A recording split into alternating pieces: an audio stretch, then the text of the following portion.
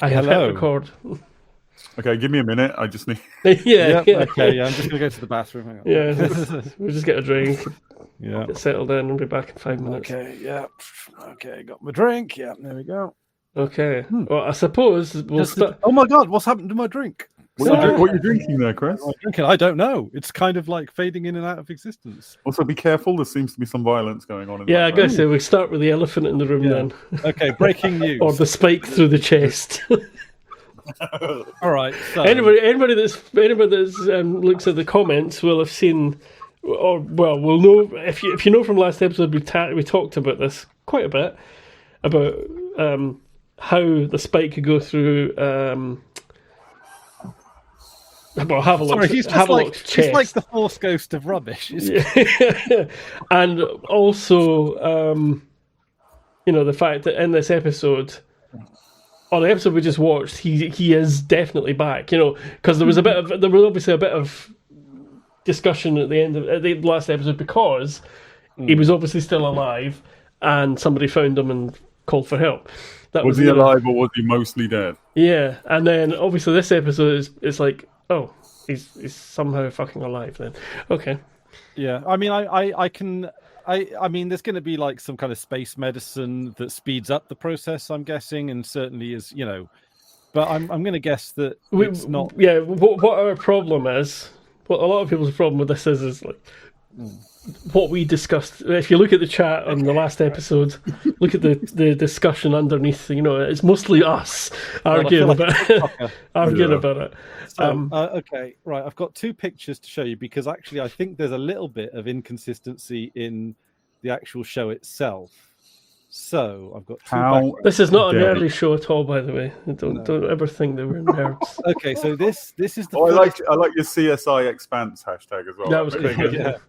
So here, right, he is being held up against the wall. This is like the first scene where we see him getting like pinned up, and now. Drew, you did a diagram where, like, you thought he was hit like in the heart. However, no, I think it's below the heart. Below the heart, right? Yeah, so I think it's under the sternum, under where the rib cage meets in the middle, in that soft area, and it's just missing the stomach and the liver, and just missing. It's just luckily missing, which is plausible for that position. It's plausible, but also if you look at the zip. Right, if you look at the zip. The zip argument. This is the magic bullet bit. This is the third gunman or whatever. Yeah. No, for me, the zip is not a reliable center line.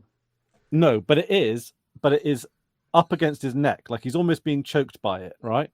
Yes. Which means that jacket is like higher up. Like that's but he's not too.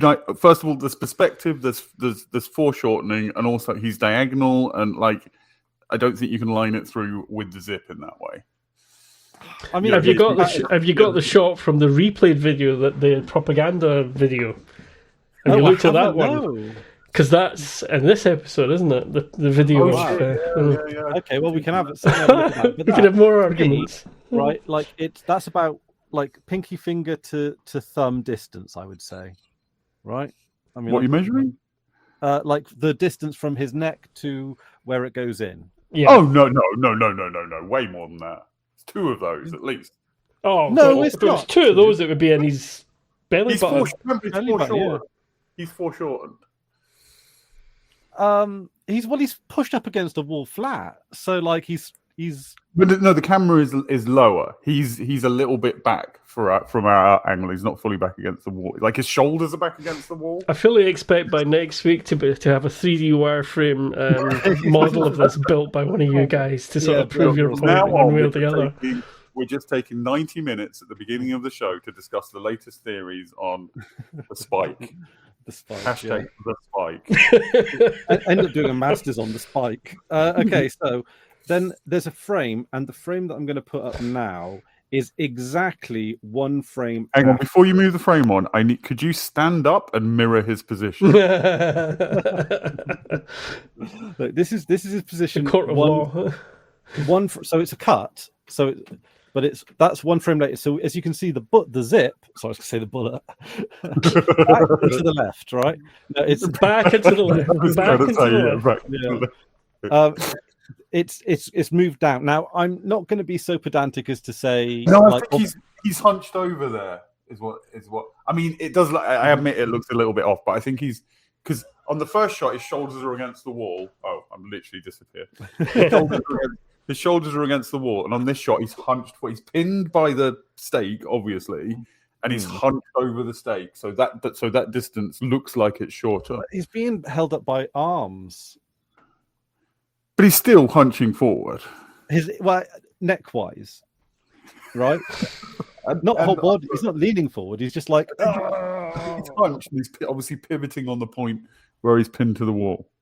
But that, and also, I don't want to say I will admit in that shot it does look like it will be going straight through his heart on that one. Yeah. Yeah, but I'm willing to accept that there's a degree of you're allowed a bit of inconsistency from the practice of just filming, right? Yeah, they didn't actually send a spike through the actor. Yeah. So there's going to be little bits of I'm not going to be so pedantic as to say, oh, it's 2 centimeters here, so it's right? I'm willing to give a bit of grace on the basis of they've probably shot that 30 times and they're using the best shot, and obviously everything's not going to line up super perfectly to the millimeter, right? However, so his zip has moved down, as in it's no longer choking him up. So it's definitely shot in a different scene, obviously, because it's a different angle. But he's held back. He's got the thing in there, which is definitely in the rib cage. So at the very least, it's going to go through, and it will come out the back of his spine. There is when you get down to the bottom of the sternum, there is a big gap. There's a big gap where there's no ribs in the middle. There's a big gap where there's no ribs, but I think it's I would say it's above this. I would say we're all poking ourselves in the abdomen, right? And at the very least, now I know you're saying, look, when you're being pinned up, he's going to be jostled around a bit. The line of the zip isn't necessarily going to be the central line of his body, right? That I totally understand. However, from a storytelling point of view, it does seem like it's it's down the middle of his zip. That's almost almost an indicator that it is in his central line. That's fair. Yeah. So this is a very uncomfortable seating position, by the way. Well, you can get up now. I think everybody's seen it. Yeah, well, don't hurt yourself for this. So I think it's like it's like TikTok. Okay, well, so I'll use my background to show what I think of your argument. Your Honor. Well, it's So no, I mean, I definitely think it can. Yeah, you can. I mean, we accept that in the show, it missed all his vital organs, or it hit some, but they can deal with it with their science. But yeah, I mean, it does look. I admit that it looks. It's the spine as well. If it is go through, the spine is quite big. I think that's easier to they're not going to shoot perfectly straight through him. It's that the fact that so you're suggesting it only have to be at a slight angle to. But that's a slight angle to dodge this. But then you got the ribs on the back of the that come out of the spine. I mean, I will say one thing for sure: it's gonna hurt. Yes, and also how big is that? Would you say that's an inch in diameter? It's pretty thick, yeah. Pretty thick, 3/4 of an inch. Yeah, 2 centimeters. That. It's some kind of mining spike, right? Is what I'm assuming. Yeah. Something they use in that, yeah. Like a rail, their equivalent, like a rail gun or something. Yeah. That's gonna hit 2 ribs, right? That's gonna. Yeah. Your ribs aren't that far apart, right? Even if you had something I got this fountain pen here that you can't see. How committed are you? Are you going to actually? Whoa, magic! I had a dream last night about 2 weasels in a bag, but I don't know if that's relevant. Hang on, you really did? Yeah. 2 weasels in a bag. 2 weasels in a bag, and for some reason, I had bought them from one shady person, and I was to sell them on at a profit, but they were in a rucksack or something. These 2 weasels. So you had a dream you were in Last of the Summer Wine. Possibly, yeah. Then we were in a wheelbarrow sliding down the hill. You do know the logical conclusion of us collaborating together is us eventually going down a hill in a bathtub. I'm okay with that. Yeah. Or probably in your case stairs. I think if we're yeah. Yeah. So that's a reference that only like 2 people are going to get. I know, it's like only older British people are going to get that reference at all. Yeah. I haven't seen that for years. It might be awful. It probably is awful, isn't it? In our house, it was one of those things where the theme tune comes on. It's switch channel. Yeah, I was never that into myself. There's a couple of shows that are meant to be comedy that I feel are just like really fucking depressing. Yeah. And Steptoe and Son is another one. I get the comedy, but the setting of it is just too fucking. I think it's incredibly good comedy. It's very fucking funny. It's very incredibly well written, but I can't watch it. It's just grindingly depressing. Yeah, it's just like this is life in Britain. And actually, we were going to do the in Carry On Screaming. There was a little Steptoe and Son reference, wasn't there? Because it was the same actor. Yeah. And they do. Yeah, when they did a little bit of that. Yeah. Anyway, sorry. Do you know where this alleged propaganda film was? Oh, sorry, reel. Shouldn't have mentioned reels. It's when Miller meets what's his face, OPA dude in the bar or whatever. Yeah. When he meets Anderson Dawes. Yep, Anderson Dawes shows him the. I think that's it's already been shown in like the same way that the Canterbury video was shown. It's like being broadcast, but he had Anderson Dawes had like the handheld cam copy of it, sort of thing. That was where Julie Mao pushed had the fight at the dock. Oh, you're right. Yeah. So is it in the police station then with the chief? That's it. That's when you get the clear view. That's when you get the clearest view. Okay. Right. Yep.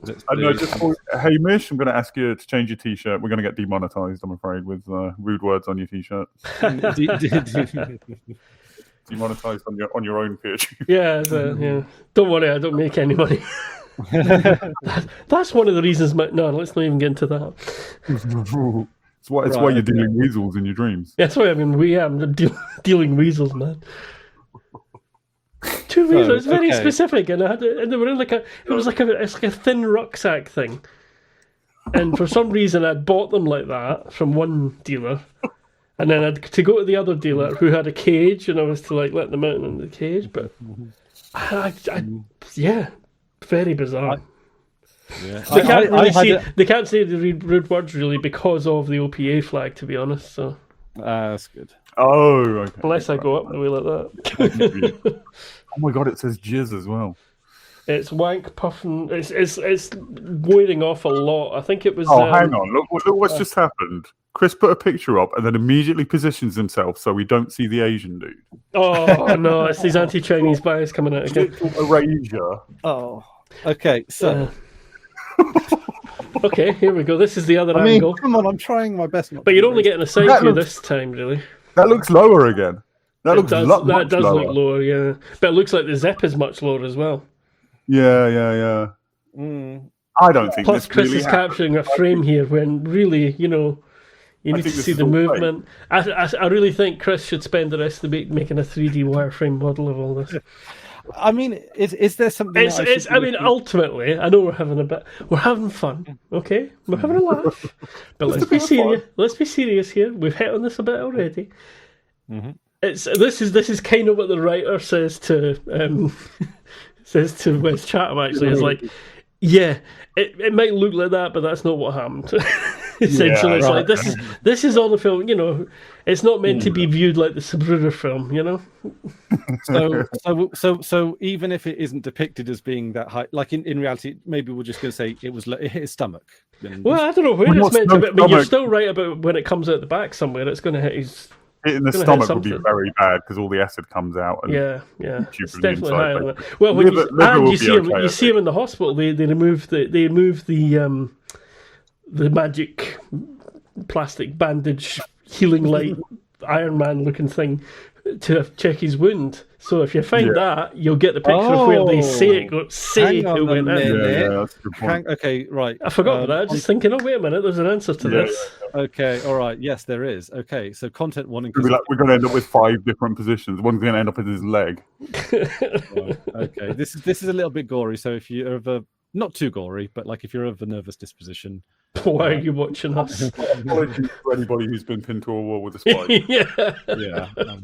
If Jesus is watching, Yeah, if you've been crucified, they do actually say that. They tried to crucify him, didn't they?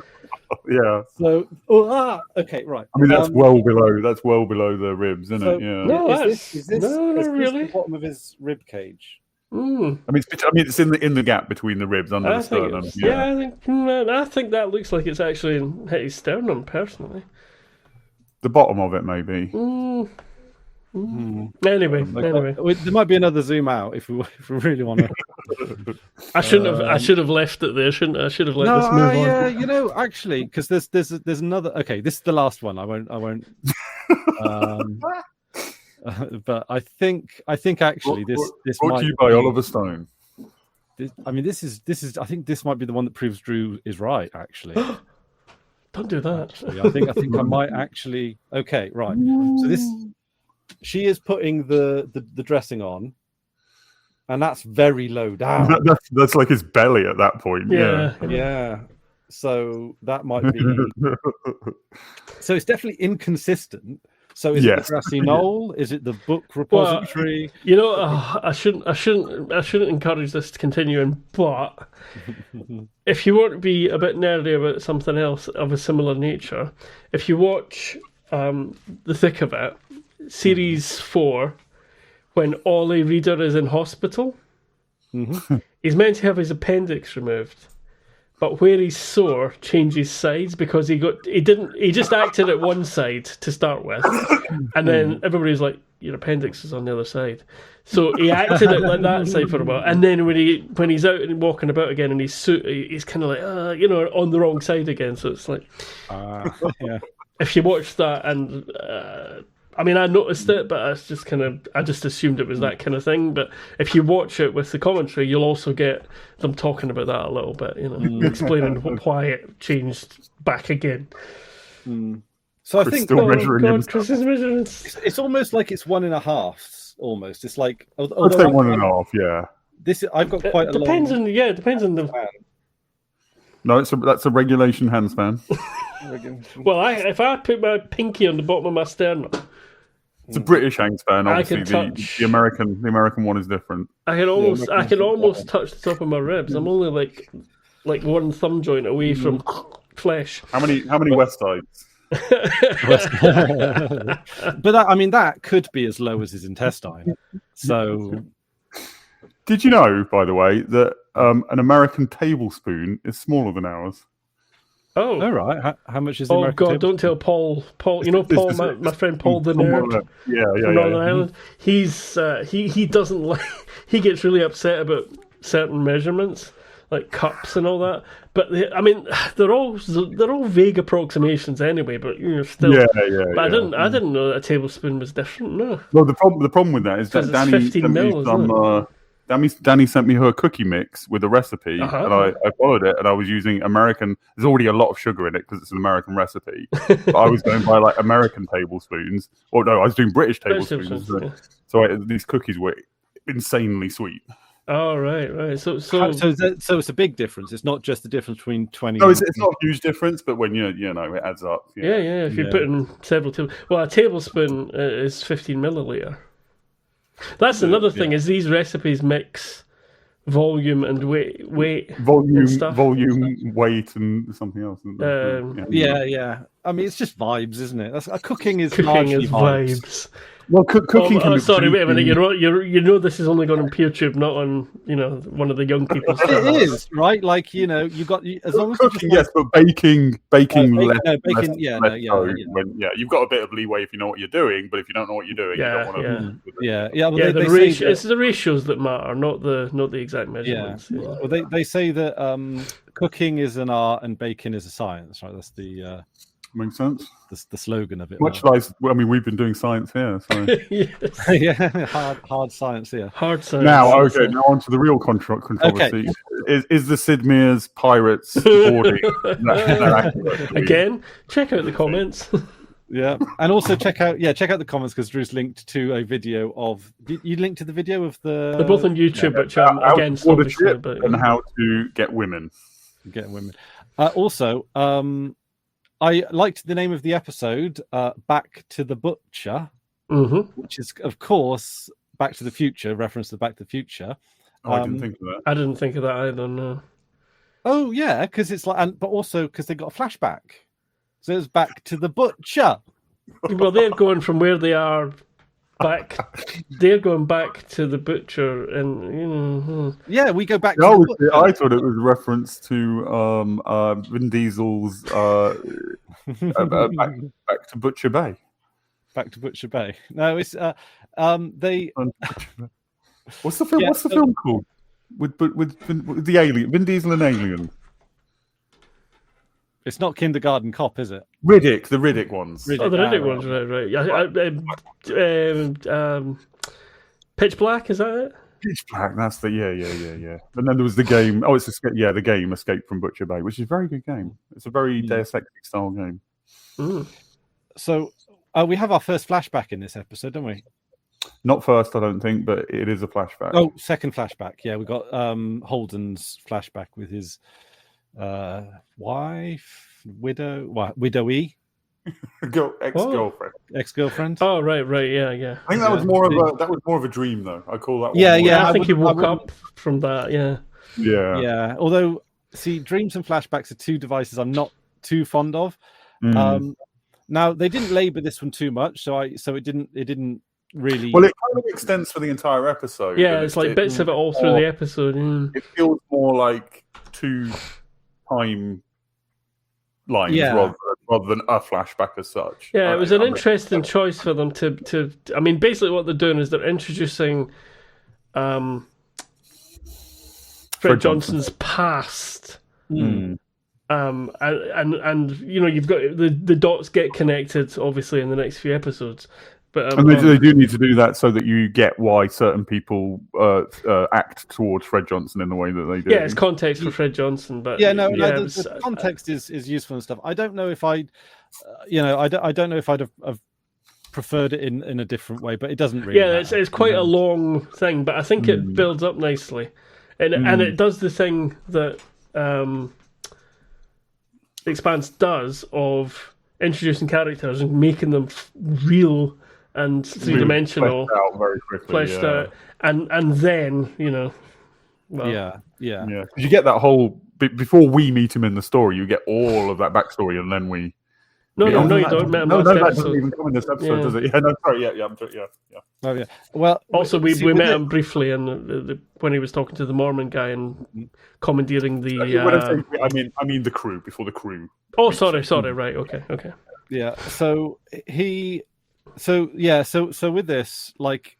One thread at a time before I start jumping. Yeah, when I first watched this episode, I missed the 11 years earlier subtitle. Yeah, it only comes up once, but it is also shown as a sort of jittery video. Grainy.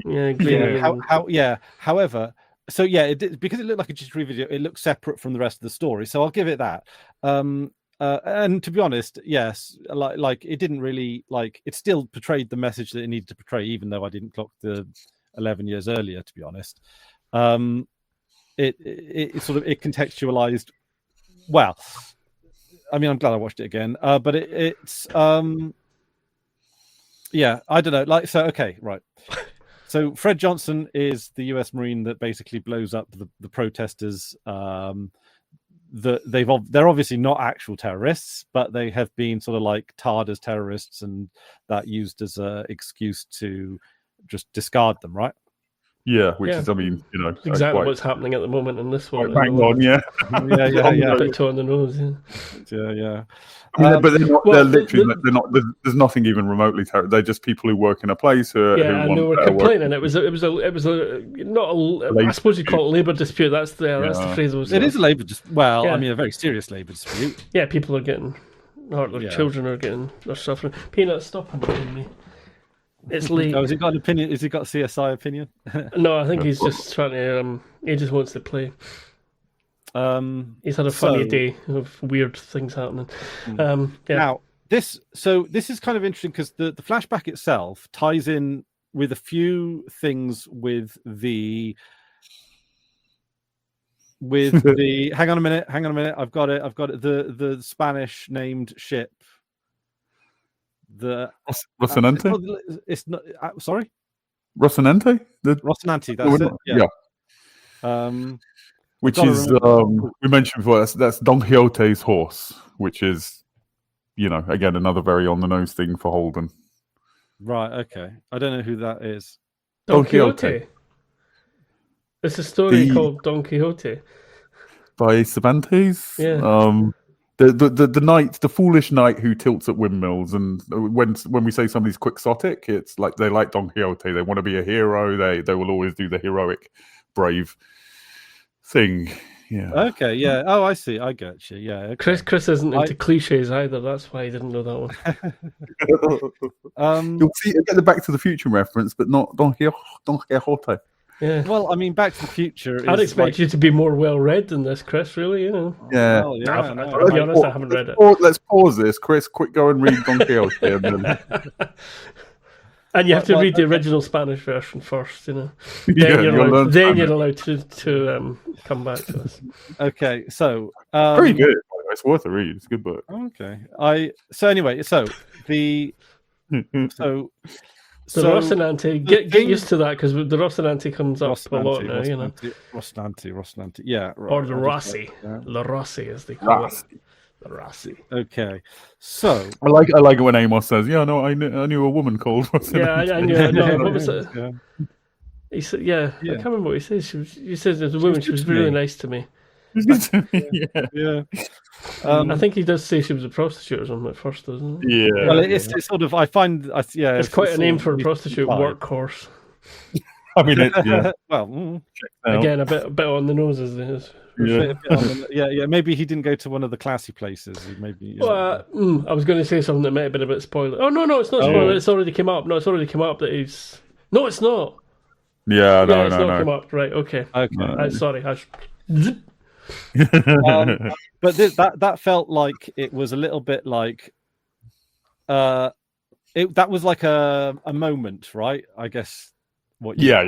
Very much like so, it's like a christening almost, like definitely. That's they make a big scene of renaming the ship. Yeah. I mean, there is an extent to which, like this, in a sense, everything every sci-fi TV show is like in some way related to Star Trek. Right? And this is where they get their ship and they name it, and that is the ship is important in these shows, and they are a crew with a ship now. A very nice ship, it seems. Cool like ship, Naomi is like saying there's nothing to fix. Like what it? I love that Naomi hates it because there's nothing to fix. Can't fix anything. Yeah, like us with the Linux distros. Yeah. Nothing to think with. But Naomi obviously. So do we want to go chronological or do we just want to run with this thread? Because one thread at a time usually. Yeah. Okay. So we probably should go back to. Well, no, we've already jumped. All right. So Naomi seems to know people like Fred Johnson. Yes. Mm-hmm. She doesn't like people like Fred Johnson.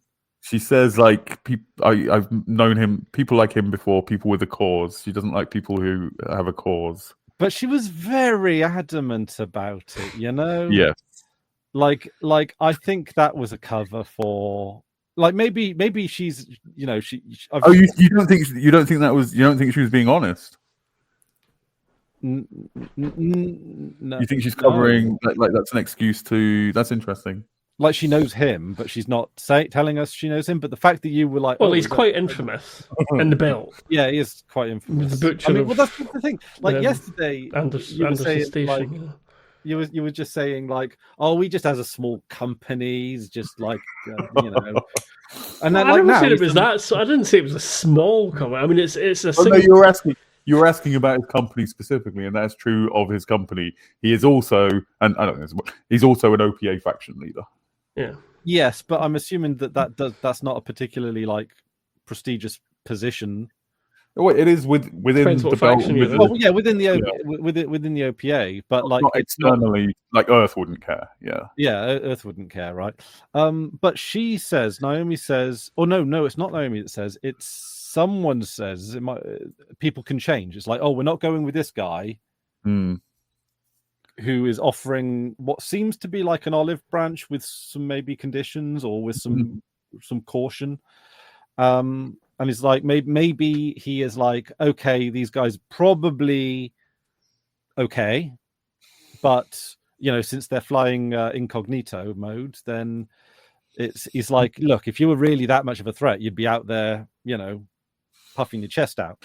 But you're obviously a bit incognito, so you're probably relatively harmless. Do you want to? Also, got to remember, Fred used the Naboo sensors, so he probably knows at least roughly what went on with the Donager. So he knows that this ship escaped from the Donager, and he probably he just wants more information about that. More information. Like he wants, like this politically, there's a lot to gain from harboring some of the most infamous people on the current news cycle, right? Like James Holden. But he doesn't know that's who it is at the moment. That's true.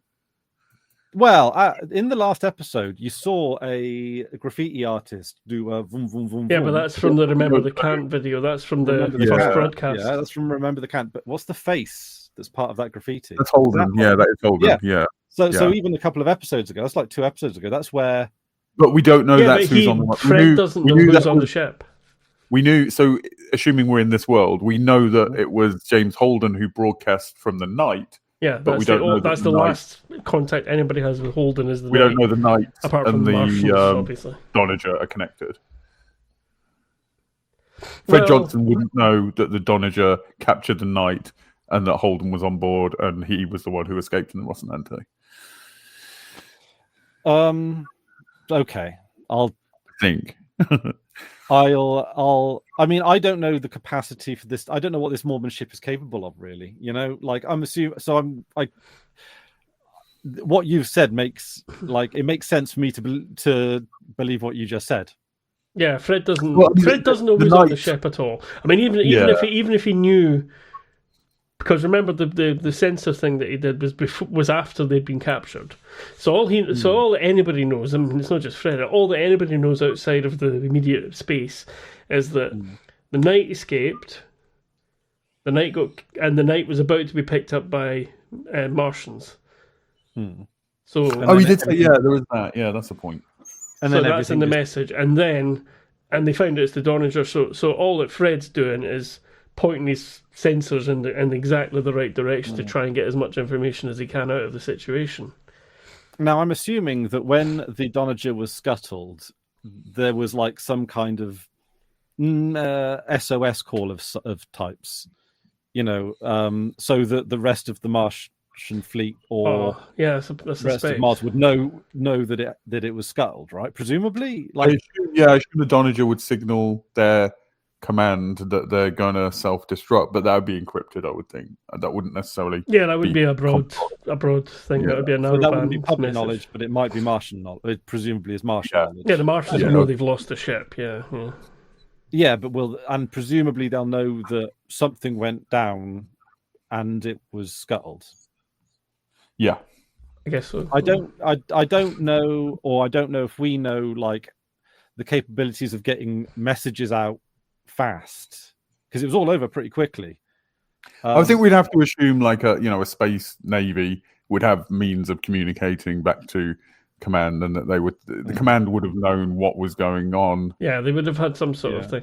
But remember, they were getting jammed though as well. So they were. But they also what they do is they use a thing called they use a narrow beam communication to try and which is harder to jam. No, the narrow is easier to jam, but the broad's harder to jam. Sorry. But they were also the captain of the Donager also wanted to get like the technical readouts of the ships that attacked them out, so they wouldn't have. We know that they weren't broadcast because why else would she be trying to? Yeah, so she was trying to get tactical information. Tactical information away with her first officer or whatever he was. Lopez. Yeah, with Lopez. I really like Lopez. I hope he survives. But I like Lopez. Have you not seen the episode? Yes, I have seen the episode, and he gets put into a freezer bag Oh no, that's a body bag. That's a body bag, mate. I Sorry. was worried it might be Yeah. a body bag. Also, they do But, talk about them having a body of a Martian on board. They do, but like I don't know what the space. We have Marshal bodies. does. I have a body. We could. Yeah, But no, like, he's dead. Yeah. because I thought it might be in the case that when it freezes, when it goes white over the Yeah. thing, I thought, oh, is it like, well, he's probably in critical condition, ergo. No, he didn't have a spike through his chest. He's dead. Oh. If he'd had a spike through his chest, he would have been fine. Yeah. Yeah, I mean, was it just the bullets? Was it just the gunfire? Yeah, he got shot a bullet, lot. Yeah, and there was an explosion as well. He got shrapnel, probably got shrapnel and shock damage. Oh, that sucks. I like it wasn't in a very good state by the time they got him there. Yeah, he was good. Yeah, it was cool. Yeah. Also, on the Rosanti. Rocinante. I can't read my own handwriting because I'm doing it right. Ross and with a C. Rocinante. Okay, so he sits him up in a balloon. So he's going to have some kind of Martian burial. Well, he's kept in a body bag on the ship. Yeah. Yeah. So at the moment. Probably, so what else happens on the not Tashi anymore? Now the Rocinante. Rocinante. I'll get there eventually, I promise. Also, we've Holden heard it a lot more than you have, because Holden and Amos have a bit of a connection in this episode. So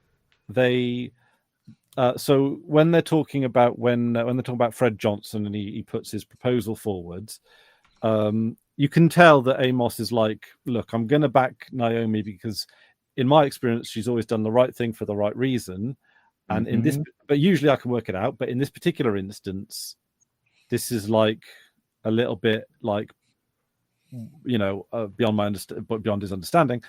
So he has a chat with her and we don't see a lot of that chat, right? Well, we see the start of it. See the start of it. I suppose it doesn't really have to come very much after that, but yeah, it's a little bit of a surprise that he then comes back and says, "Right, we're going to see Fred. Got to go take Fred Johnson's offer." Yeah, but does he just is basically the crux of the argument? It's the best shot we've got.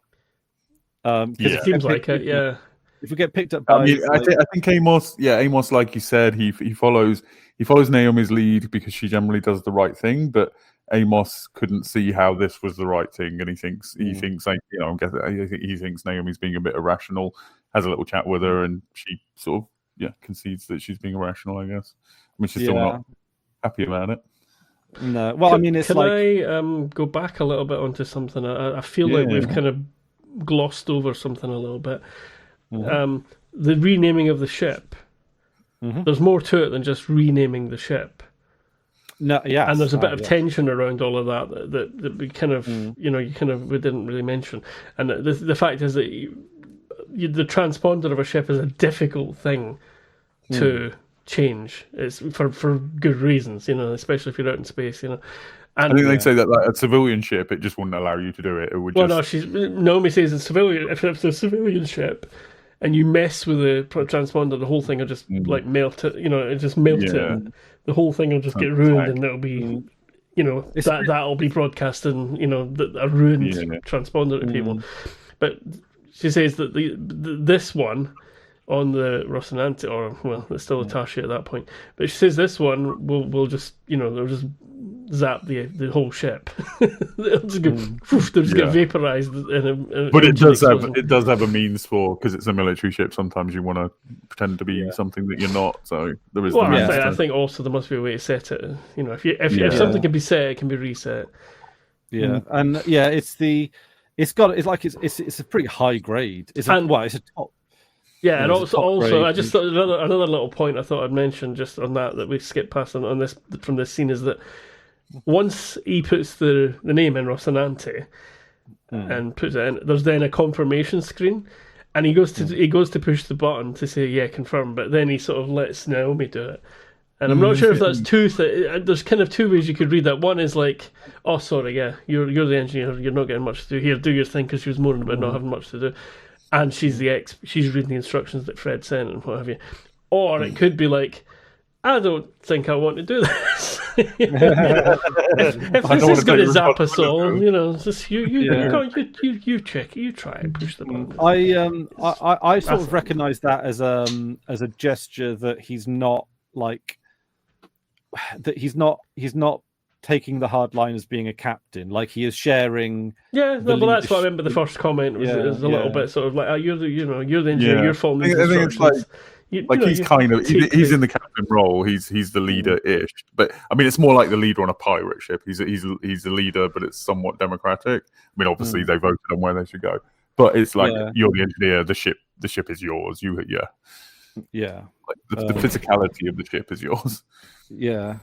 So it's a coming together moment. Yeah, definitely. Yeah. And there was a lot of coming together moments, and I think I was expecting that, because you were saying that the last 4 episodes were a prologue. And this is a sort of the big bonding, where a lot of the tensions that flared up when they were being interrogated and then get put back together and stuff resolve over these 2 episodes, last episode and this one. Yeah, and I think they also recognise sort of almost how lucky they are to be in the position they're in, but also how trepidatious it is. Precarious, to be like politically in this. It's like, look, they're the only people that know what happened, and that's really important. And also, there's going to be a lot of people out there that aren't going to believe them on the face of it. And there are going to be a lot of people that interpret what happened politically without necessarily consulting the facts. They're just going to be like, people are going to use it to reinforce their own biases in a lot of circumstances. So as we see, everybody's going to be wanting to use them. Yes, yeah. So it's a little solidarity moment, which I really like. And even with Alex as well. Alex, although they didn't go with, what was it, Screaming Firehawk? Or Alex gets very excited about the ship, doesn't he? He stays excited about it. He loves the ship. He's really pleased that instead of flying buses, he's flying a combat ship. And this is I think Chris asked a moment ago before we sidetracked. Aside from the stealth ships that we've seen, putting those aside, the ship that they've got now is like the state-of-the-art high-tech warship. Like, this is the pinnacle of. It seems to be like an AI and everything, because Naomi goes up to walks up to the computer and it shows her some engineering stuff, and she goes, I'm an engineer. It is printed on her jumpsuit, engineer. Yeah, I don't know if that's important or not, but it's just because she's got engineer and then pure and clean on the other side. Yeah, I love how long they keep wearing those pure and clean jumps. I swear they're still wearing. What you're wearing, absolutely, that's what they were wearing when they left for the mission that they went on, and so Actually, they kind of look all right. Like, they're cool. Yeah, they look quality. Like, they look like quality workwear, to be honest. Yeah, I know that, because. Obviously, this show cost a lot, but they sort of cut a lot of corners by, rather than designing everything bespoke, they got a lot of things off the shelf, like the cups that we see, because Holden falls in love with the coffee machine. I love that moment. And there's no beans anywhere at first. He's like, the cups on the Rocinante, those kind of space, they do look very spacey, but they're just off Amazon. You can buy them. Yeah, not because of the show. Like, the show they were like, they'll do, off Amazon, beautiful. Yeah, they just bought by something that you're going to reuse on the show. Yeah, and they're not even expensive. They're cheap ones. Hex sent me one for my birthday. It's kicking around somewhere. Yeah. Nice. Yeah. I'm just trying to find that scene where he does get all excited about the coffee, because I did a frame by frame analysis of what was in the cupboards. I can tell you that just from observation. Tofu. Yeah. Oh, I forgot what was in the other one now. No, you've got there was purified water or something like that in one of them. We can do. Yeah. You've got the frame by frame in your special. I've got the frame by frame, so I can. But yeah, tofu was one of them. Virtual backgrounds. Okay, so I got this one here. So this is going to be a thing now, isn't it? You're going to be. So we got. Is this mirrored, or can you read that? We can read it. Yeah. Okay, yeah. Tofu. Yeah. So that's just the tofu cupboard, right? And it's all Just obviously. of course, that's where you keep in a cupboard. One cupboard for tofu. See what is kind of interesting that I did find about all of this. So he goes into tofu cupboard, then he goes into the right. Now you can work out, even though you can't see the whole full labels. You can work out what else is in the other one, which is not coffee, unfortunately. No. Now, I don't know if you can see that. Can you see that? His arms there. His arms sort of there, but it's also like out of shot there. Can I? Oh, if you move over and put your head down. Okay. It's not moving. It's not moving. All right. So you'll just have to take my word for it that it's nuts and minerals. I thought it was mineral water. Maybe that's where I was getting that from. Like it could be. It's MINER, and I thought so. It could be mineral water, but interestingly enough, Alex is watching with I think it's Amos later on, watching a news. I think it's a news broadcast or a broadcast of something. Yeah, it's the broadcast where they're watching. It's like a news report from. You got a lot of the things that you see more than once in videos and stuff. If you pay attention, there's actually a bit of a commentary whenever it's the news report, as if somebody other than the Belters is commenting on it. You know, it's like almost the Earth or Mars kind of.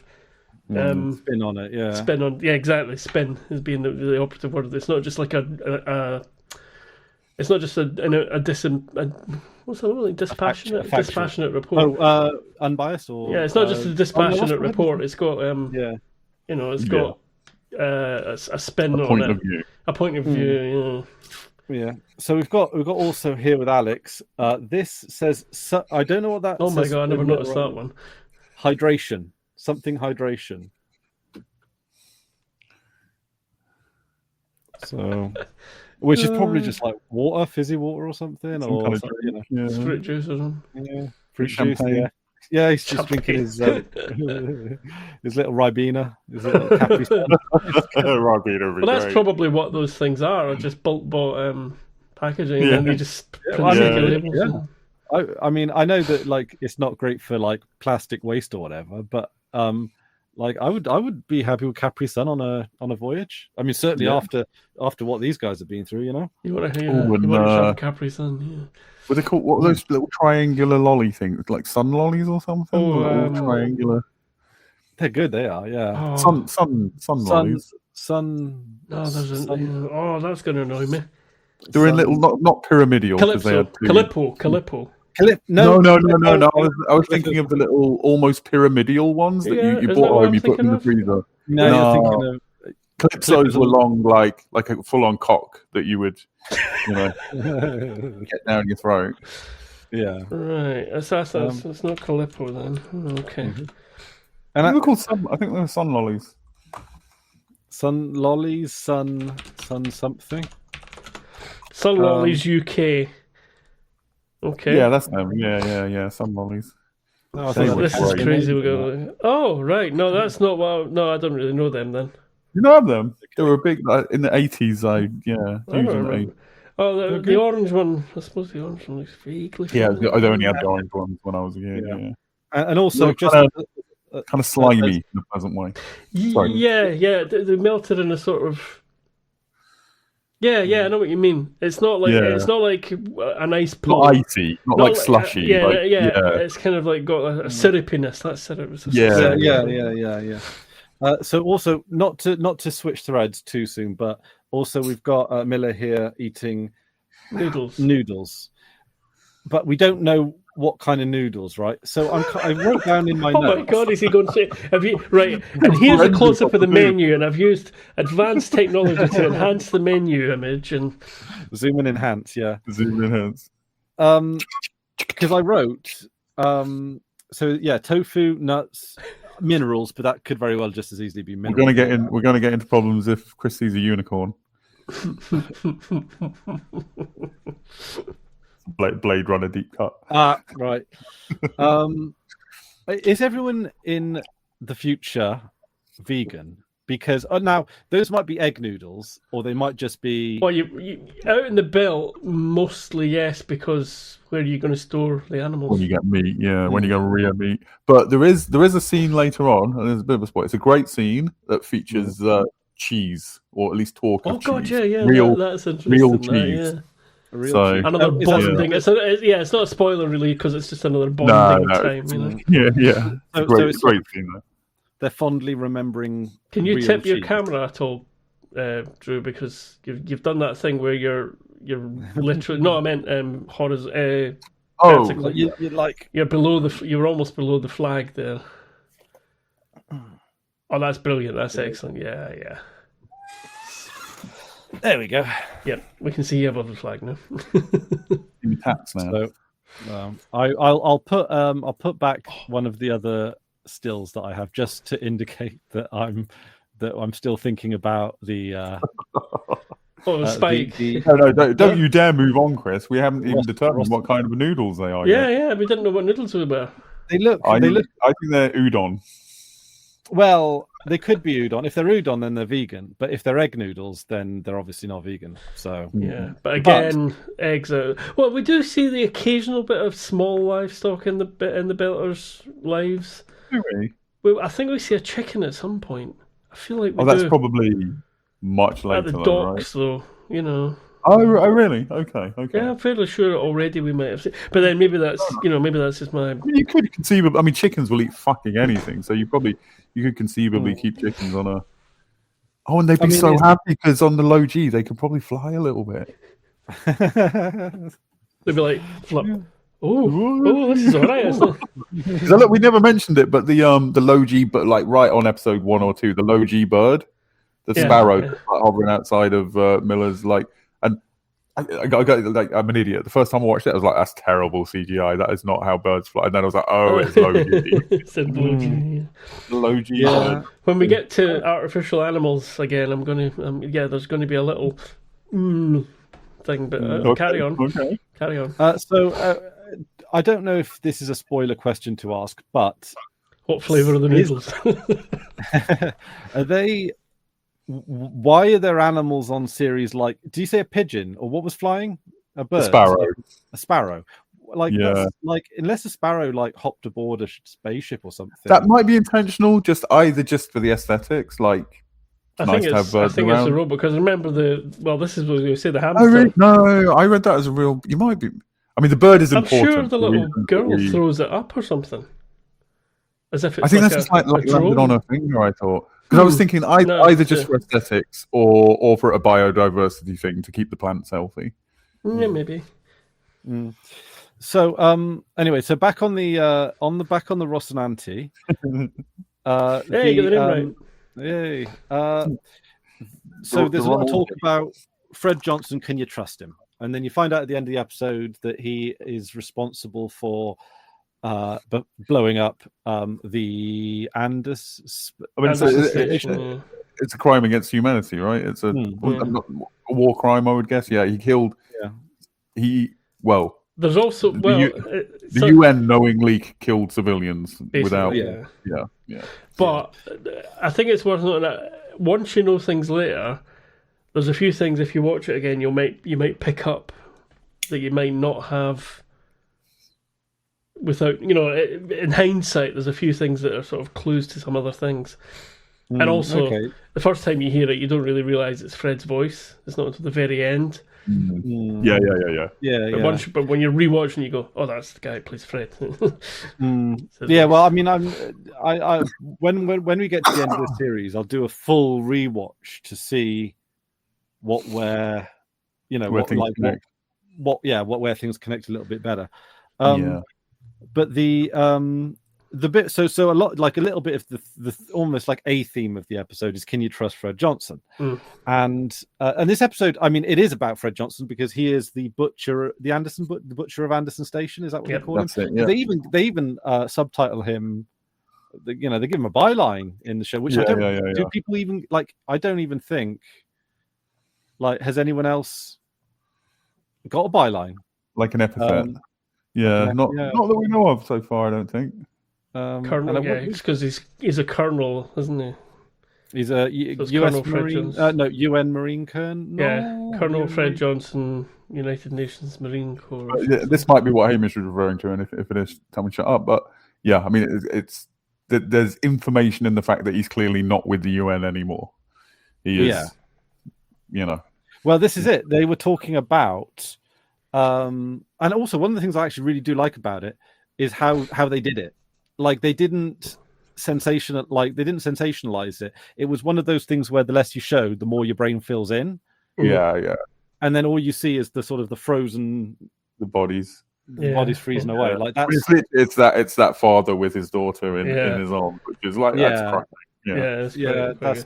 And then Fred's just watching them all float. Yeah, he's standing in the airlock, just outside his the airlock, watching them all. Yeah, and he's like, I'm to read that he's in sort of not shock. Is he like in a kind of shock or a kind of possibly? Oh my God! You don't get the sense that he's looking at that and going, "Yep, job well done." Yeah, he's not going. Yeah, exactly. Yeah. I'm not sure if from that he's meant to have been in the airlock because he's got a rifle, isn't he? And I'm not sure if he's meant to have shot some sort of important bit of equipment, because remember he says that the station. They don't blow up the station. He says something, I can't remember the exact wording of it now, but he says something along the lines of the terrorists have been cleared out of the station. It's like as if they've tried to keep the station intact as much as possible. It's the people they were after, sort of thing. Yeah, like his I mean, his hands are like right. Like I mean, I'll put the still for that up, but it's like to me, it looks very much like he's in a sort of almost a state of disbelief or reflection or some kind of shock. Like oh my God, what have I done? That's kind of thing. Now I could be wrong, but he does. You've just said two lines in the last 30 seconds, or in the last 10 seconds out of Once in a Lifetime by Talking Heads. This is not my beautiful wife. No, that's a Marine. Yeah, he's got a rifle. Yeah, so he's got and I'm wondering if he's meant to have shot at some safety gear. And you might well be right. I just interpreted that as like he's a Marine, so he carries a gun with him most of the time. But why is he out in the airlock? Other than maybe he came out to have a look, is what I. Yeah, I suppose it's. But yours might be right. It's interesting. I mean, I in my head, and this probably isn't what happened, is that I interpreted it as like he might have been like. So when they like drop a bomb or something, they'll get like they can get like this is probably like really old now. They probably do it with drones and stuff without even thinking about it. But like there used to be this thing that I saw in like films and games and stuff where if they were going to drop a bomb on something, they'd get someone to go up and they do a laser point. Paint the target, they call it. Paint the target. That's the one. Yeah. And so he might have been for all that's sort of almost what I was thinking. Oh yeah, maybe he had a beam or something to show them. But then it would have.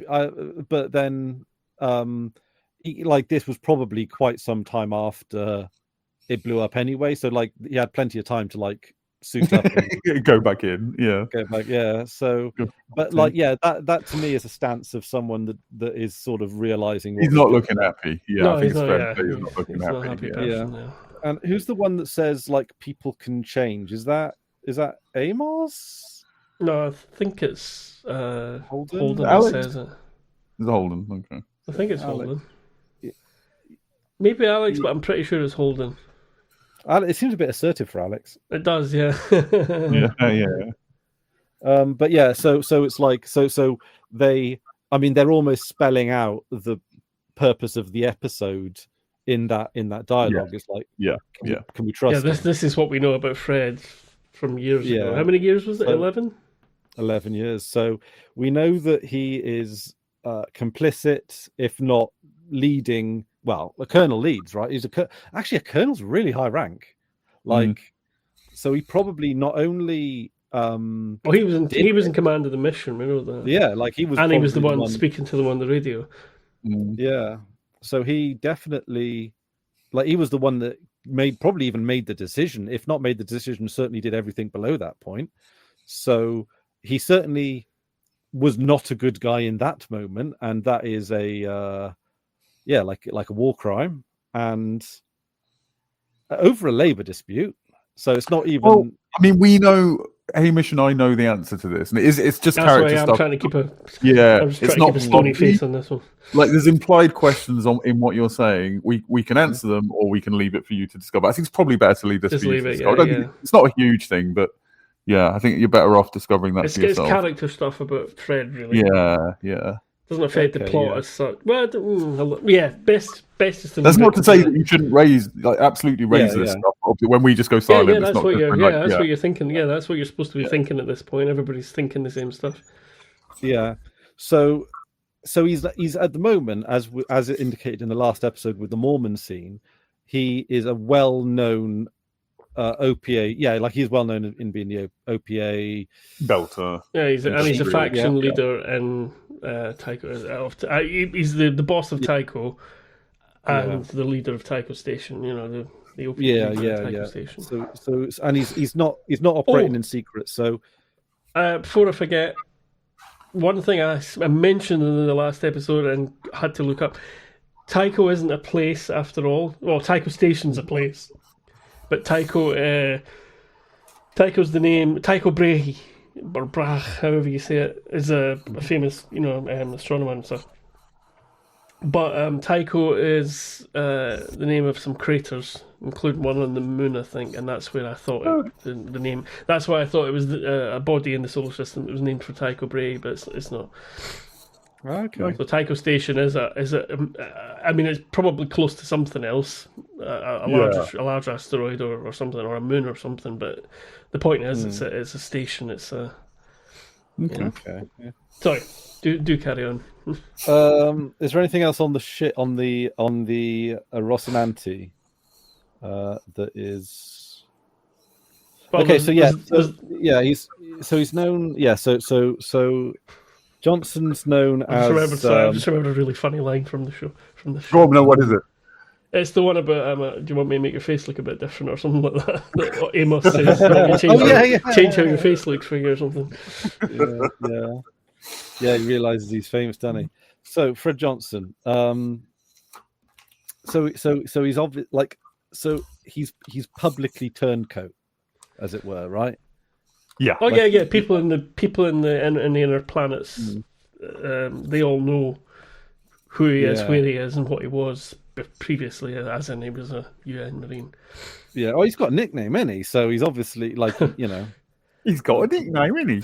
That makes it sound like something jolly. He's got a nickname like Spudger or, the Butcher of Anderson Station is not. I'm not sure I'd call that a nickname as much as a notorious label. Here comes Chris, the war criminal. Yeah. All those Chinese people Chris killed, Chris Chinese hater. Genocidal Jeremy. So that's where we're left off with Brian Johnson. Is that look, he's a man with a horrible Fred Johnson. What did I say? Brian Johnson. Brian Johnson. He's the singer from AC/DC. Right. Yes, he is, isn't he? Who is not, as far as we know, a war criminal. No, just for legal reasons. As far as we know, Brian Johnson of AC/DC he is a murderer. Is not a war criminal. No, he's an alleged murderer and war criminal. Yeah. So you just reminded me of something else from the thick of it. Is that? Sorry, there's a bit of an aside, but it's funny now. It's in my head, so I'm going to say it. In the thick of it, there's one of the MPs puts up a personal blog, but one of the advisors is actually writing it, and they make the mistake of putting like a guest book page thing where people can leave comments, and there's loads of them. They're very funny, but one of the little insults he gets is something to do with cats, and you're like, what was that? And then later on, the spin doctor of their party has found out about this, because they keep hiding the thing about the guest book, going, oh god, yeah, it's all going fine, yeah.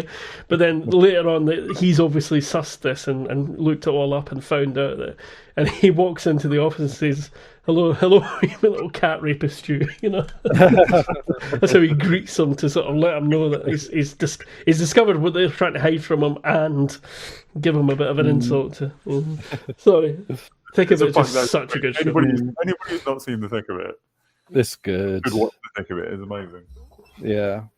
So, So Fred Johnson, not Brad. Fred Johnson. Fred. Yeah. Man with a bad past. But where does he stand now? And also, just because he switched sides, does that necessarily mean he's a better man? You know, it could be he's still someone willing to blow up a space station just for different people at this point. Possibly, yeah. Mm. We don't have, yeah. I mean, all we know at this point is what we've seen of him, that he's interested in power. He wants to find, he's manipulated his customers. Well, that's something we forgot to address in the last episode. I don't know if we didn't do it. We didn't address it, and I wonder if you just didn't think it was important or whatever. I don't suppose maybe, might not. Point is that when we first meet Fred Johnson, or is it?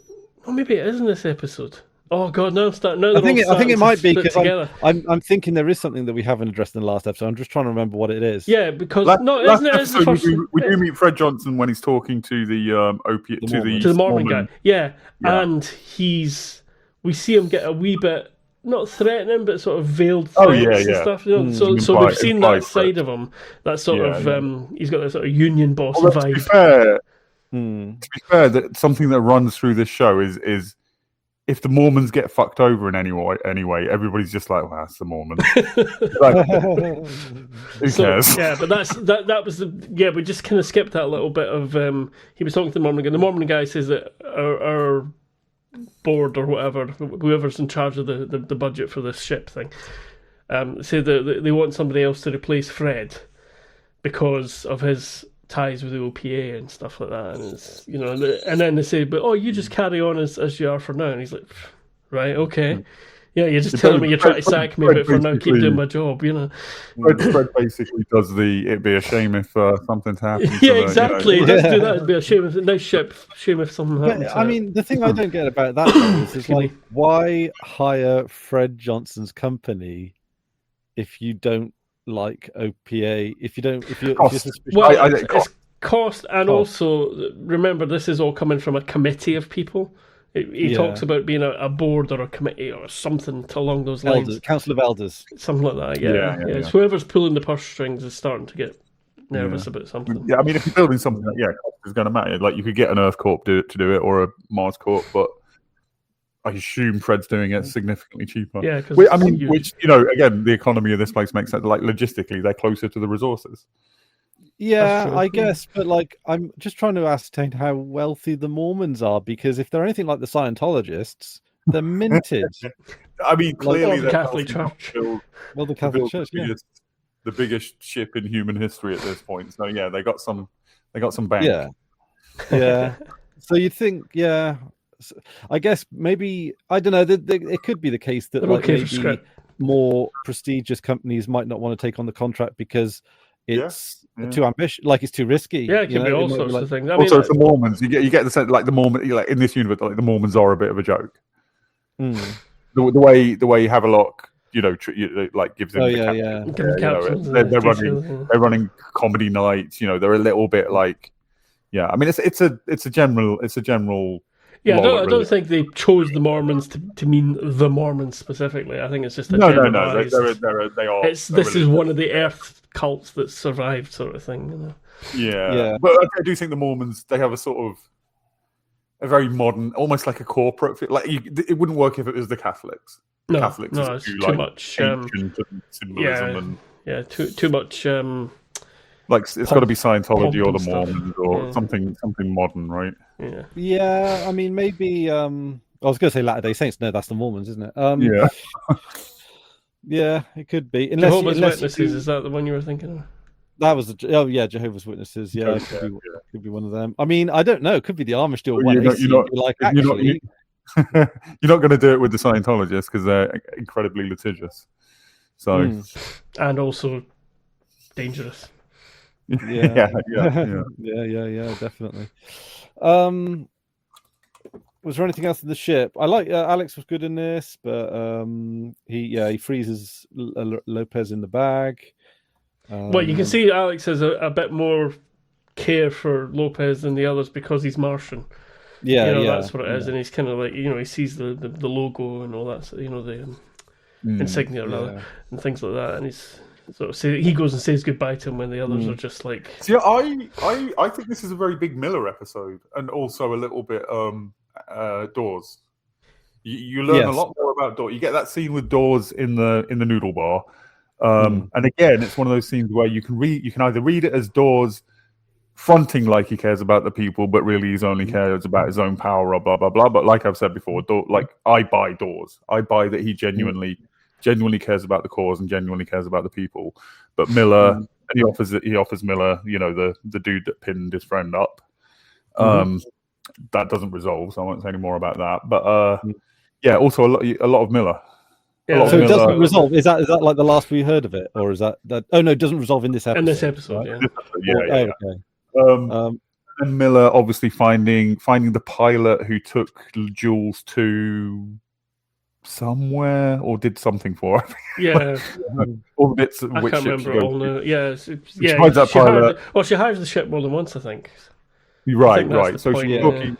So Miller's talking to that pilot and sort of going like, "Oh, you're in love with her," blah blah. And I think this is a little bit coming from several watches, but I don't think it's going ahead of where we are. You get a little bit of a sense, I think, that there's something like Miller's starting to feel something towards Jules now. It's not just curiosity or the mystery. He feels something for her. Yeah, he thinks he's starting to get to know her a bit. By proxy. Yeah. Oh, like a little bit like a parasocial relationship kind of thing. Yeah, possibly. Actually, I think it comes up in the next episode. I'm not saying that as a spoiler. I'm saying like I'm not jumping too far ahead. Miller's kind of falling for her. Because, it makes sense because, I mean, first of all, there's something I can't talk about for a very long time, but of what I can talk about, she kind of represents everything that he isn't and he wants. Everything that's absent from his life is in, she's stuck to her gun. She followed her heart. She followed her morals. She's doing good. She's heroic. She's brave. She's all the things that he sees himself as, but has kind of failed to be. Yeah. Okay, yeah. So in the noodle bar, who's the guy again? Who's the Anderson Dawes? Dawes, that's it, Dawes. So yeah, he offers up the guy that pinned Havelock. Yeah.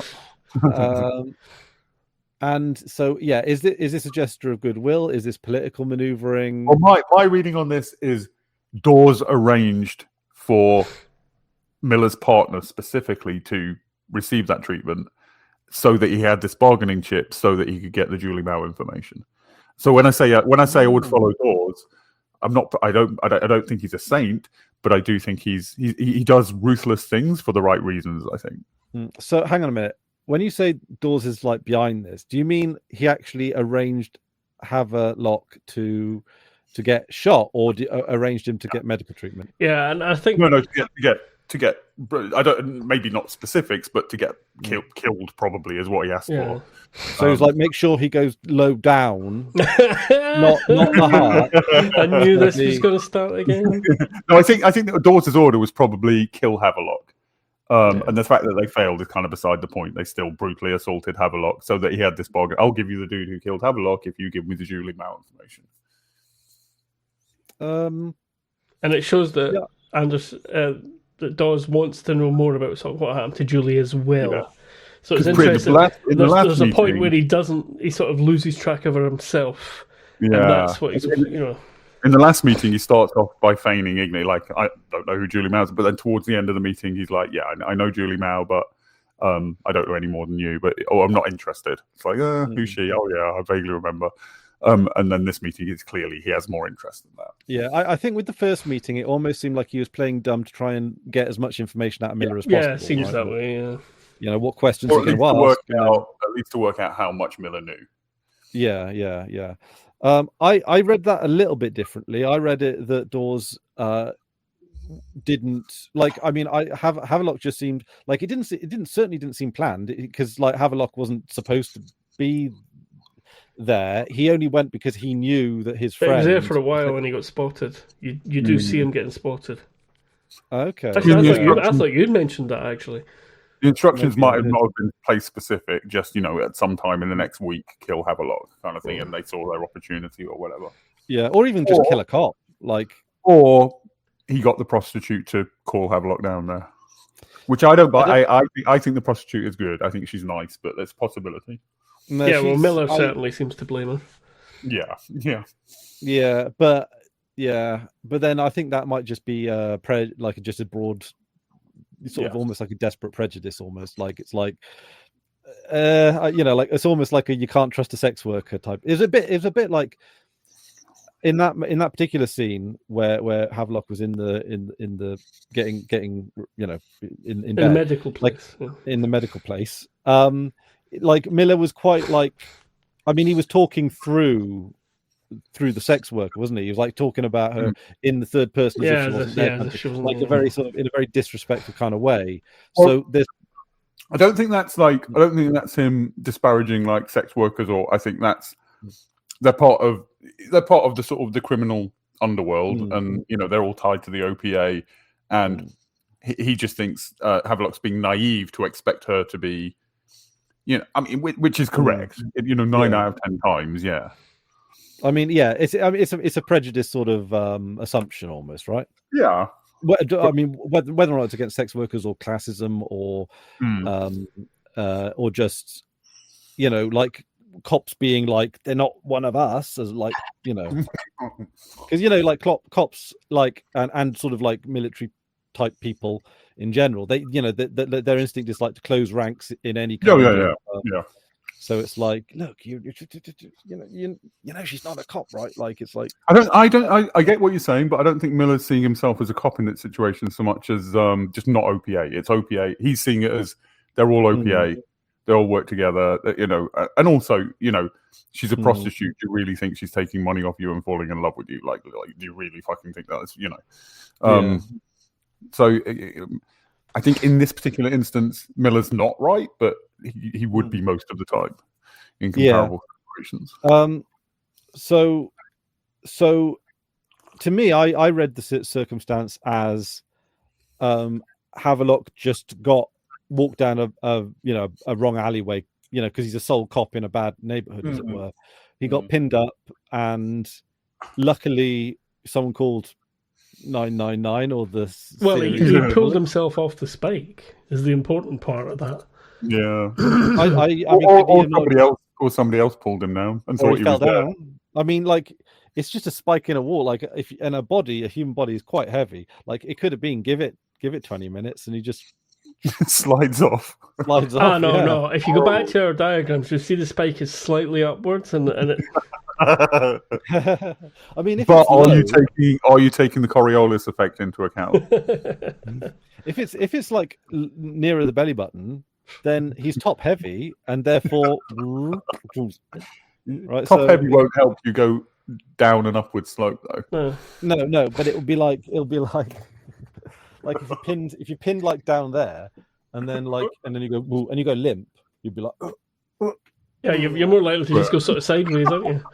Also, like, this is not spinning like a clock, like a Catherine wheel. Yeah, it's low G, so you're falling off, and if you're rough off the ground, then you just keep going for a while. Yeah, the momentum will carry you like a little Catherine wheel. Yeah. See, I don't know if I'm being naive here, especially after what you suggested, because I almost felt like Dawes actually was legit in this particular moment. I feel like I might be wrong. You might just be taking advantage of something that happened. But the fact that he immediately has the dude who did it, who trusts him. Yeah, he thinks he says something along the lines. He thinks I'm protecting him, and he's in an OPA safe house right now.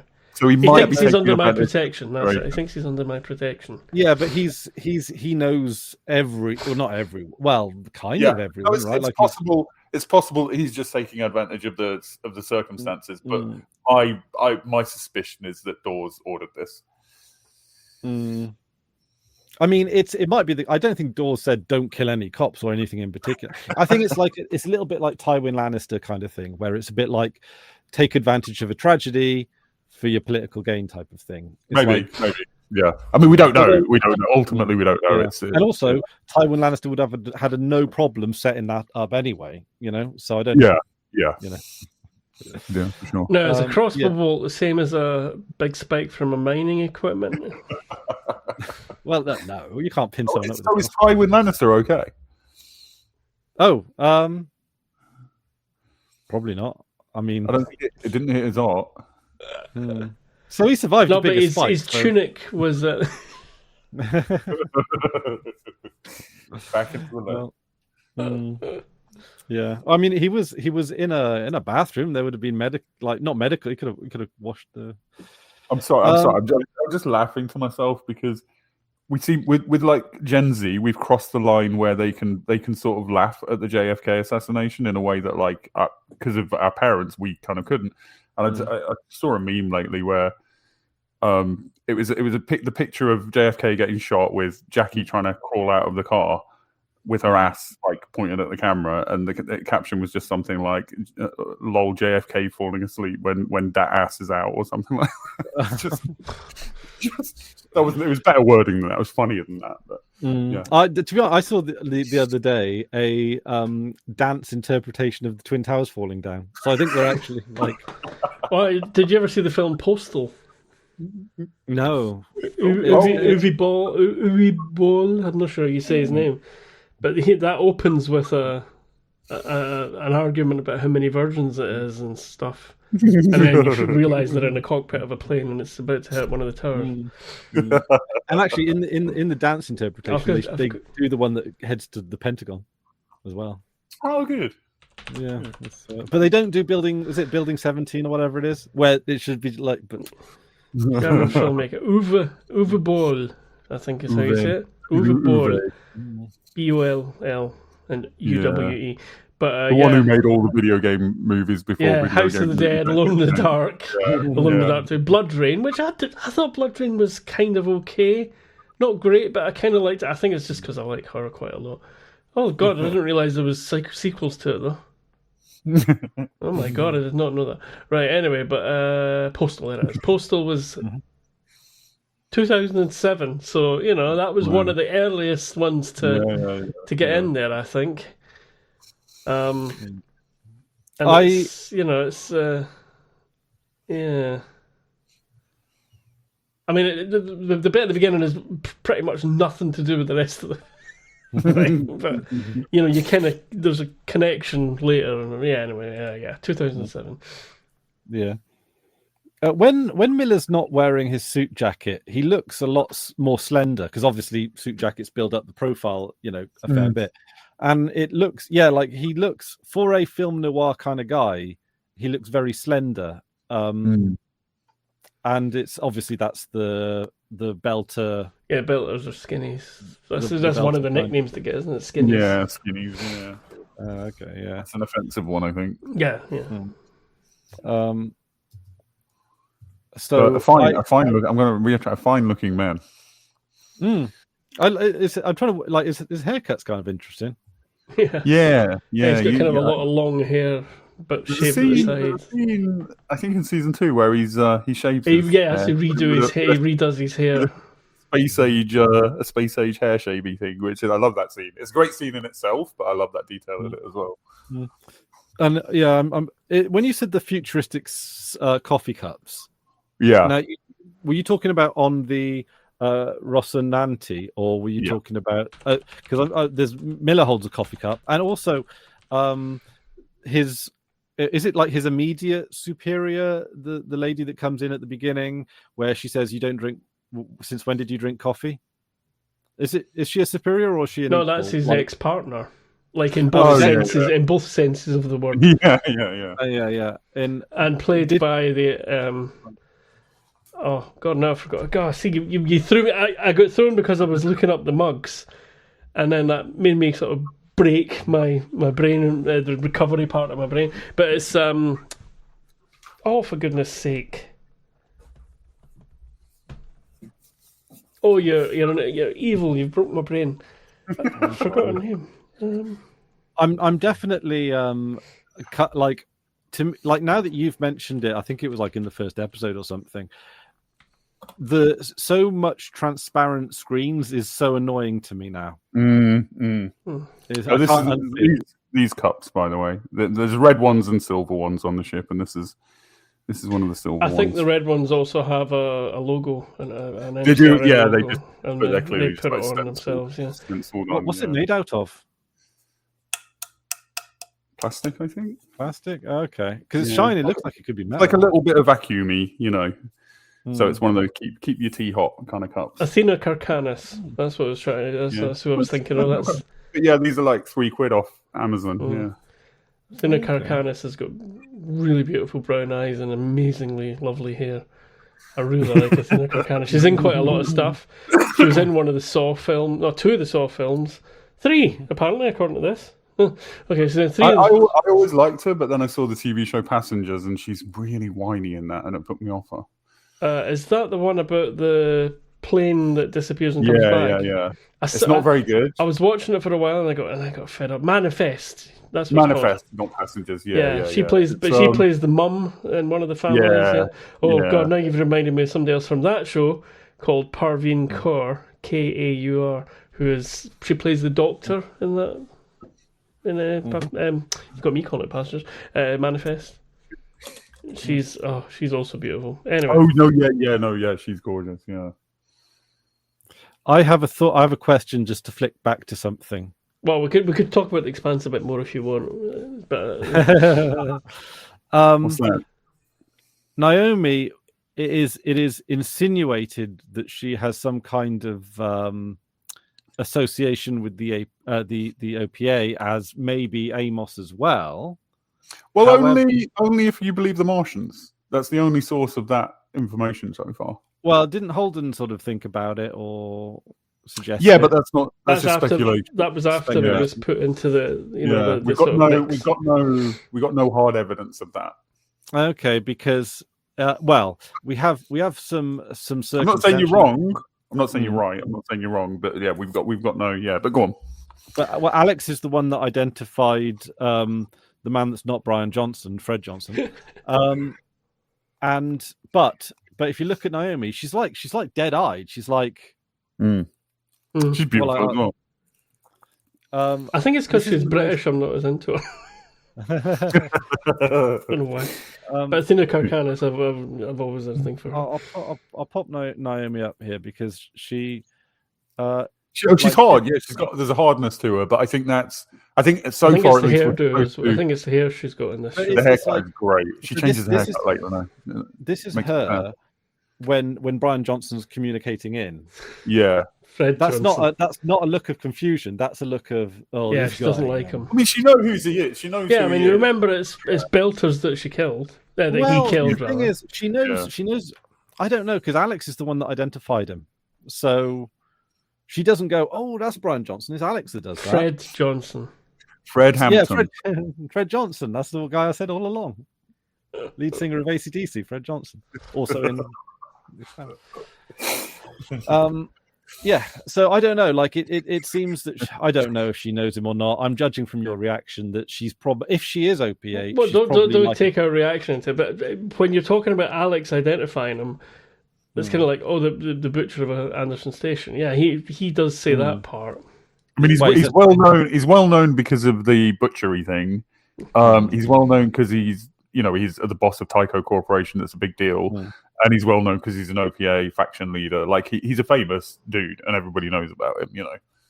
Okay, because he says, "Isn't that the OPA hotshot?" Which is what you would describe as famous, right? Like, to be honest, if like 90% of famous people were just like presented to us, we probably wouldn't get them. Like, if I don't know what happens if I type into like DuckDuckGo a famous person.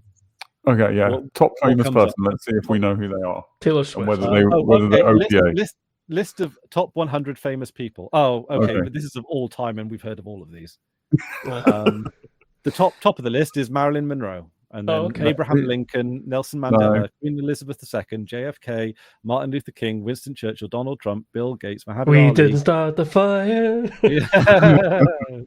But no, you're right. I haven't heard of any of them. Yeah, really. Okay. So, what about influencers of 2024? Not influence. That's Instagram famous. That's not real famous. Celebrities of 2024. Okay, people you'll know in 2024, like rising stars. Although he's not like he's a political figure more than. Okay, He yeah, hasn't yeah. released any albums as far as we know. Marisa Abila, I don't know who she is. Paul Maskell, No. Brian Jordan Alaveras, No. Erling Haaland. Mm-mm. No, he's an athlete, so maybe not. I don't know. Gracie Adams. No, I can't. Do you know who Chapel Roan is? No. Heard the name, but that's it. Singer? What about? I'm guessing singer. Yeah, singer. What about Jojo Siwa? No. No, okay. These are just people that I know. What about Charlie D'Amelio? No. What about Ninja? The streamer and pro gamer. Yes. Where Is he one of the? I was going to say he's a pro gamer streamer. Obviously, he's a twat, but yeah. I think like Andrew Tate. You probably you know him. Yeah, he's a well-known. Yeah. And so I don't know, but is he not arrested and out the way now? It's like what was it the other day? Who's it? I would say comparable, sort of. But Oliver North at the time, everybody knew who Oliver North was because he was all over the news, right? Famous traitor. And that's comparable to Fred Johnson, plus he's head of this corporation, plus he's an OPA faction leader. People with any kind of political or whatever interest they're going to know who he is. Oh, so maybe he might be an equivalent of, but not maybe like Jack Dorsey or. I know that name vaguely. Who's that? He's the Twitter and Blue Sky guy. Oh, yeah. The thing is, he's more politics than business. I would say more politics than business. Yeah. Me. Yeah. I think Oliver North is Oliver North if he went on to join the Taliban. And also, well, no, I was going to say something. I think we've talked about this before. We're not getting cancelled again, are we? No. Even I didn't say the C word. Demonetized. I rely on the income from these videos to fund your Lamborghini habit and my yacht addiction. Yeah, you don't sell them because you can't go outside. You just like buying them. I just like buying a yacht. I want a yacht with another yacht, a smaller yacht on it. That's how you know you've made it when you've got a yacht inside of the yacht. I want a yacht with a yacht on it, and the second yacht has a helicopter pad with a helicopter on it. But someone told me, I don't know if this is true, that the difference between a boat and a ship is that a ship can store boats on it. Fair, yeah, possibly, but usually a boat. I mean, a boat is usually usually a launch or submarines are always called boats, for example. I know that, in the Navy, if it has a captain, it's a ship. No, because submarines don't have a. They're not ships. Submarines aren't ships. Yeah, submarines. Submarines are boats. No, I mean the terminology for a submarine is a boat. They can't even float, so I don't think they're about. Yeah, no, they just think that's useless. Submarines can float. No, they can't. When they want to, they're just temperamental. Well, they do float. This is the point: is they do float. They don't just sink straight to the bottom. That wouldn't be much use. But yeah, there's even a film about it. Das Boot. When they make this is how I don't know how much you know about military production, but when they make a boat, if it doesn't work, if it sinks, then that's how they get submarines. See, that makes sense. They fuck it up. And if it floats away, then that's a spaceship. Exactly. Yeah. Or an airplane, depending on how high. Yeah. Actually, there's an interesting bit in Mass. Check out. This is the kind of science you get from us. Yeah. In Mass Effect, where there's a big distinction between space types of spaceships, because like Asari, which are like an alien race, the Asari, they have cockpits and human ships have bridges. Like that's apparently I would have thought a cockpit was just usually a smaller control area. Really, fighters and bombers have a cockpit.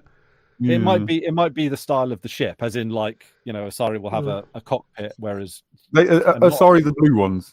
Yeah, they're the blue ones. Yeah, right. Yeah, and also one of the thing about the Asari, I think you see this in Red Dwarf as well, is that there is this rumor that goes throughout the series that Asaris take on the shape of the person they're speaking to, so they're humanoid to us, but to like the other creatures, they look like a blue version of them. But it's never confirmed.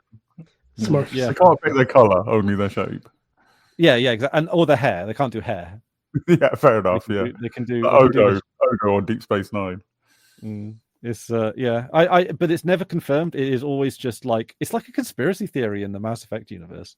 Is this in game or is this? Yeah, in game. Okay. Yeah. Like it's like I don't know if they don't flesh it out that much in game. It's just an insinuation because everyone finds them attractive and they have kind of like that as like back in the day there were weird stereotypes about races.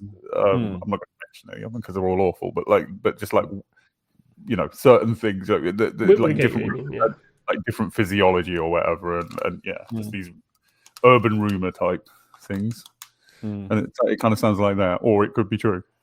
Yeah, exactly. Like, is it phrenology? Is that the thing? Like as well, that's the head bump. Well, that's the head thing. The head bump. Yeah. But phrenology is like Nazis were into it because it's you have the brow of it. No, I was thinking more like the really silly ones, and I apologize for saying this. The idea that a certain race, their vaginas were on sideways. Oh right. Oh, God, I haven't heard that. Like that's a long time since I heard that one. Yeah, sex education in high school is the last time I heard that one.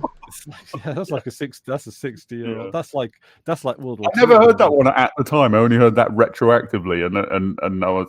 No, I heard somebody asked that in first year high school sex education class. Oh wow.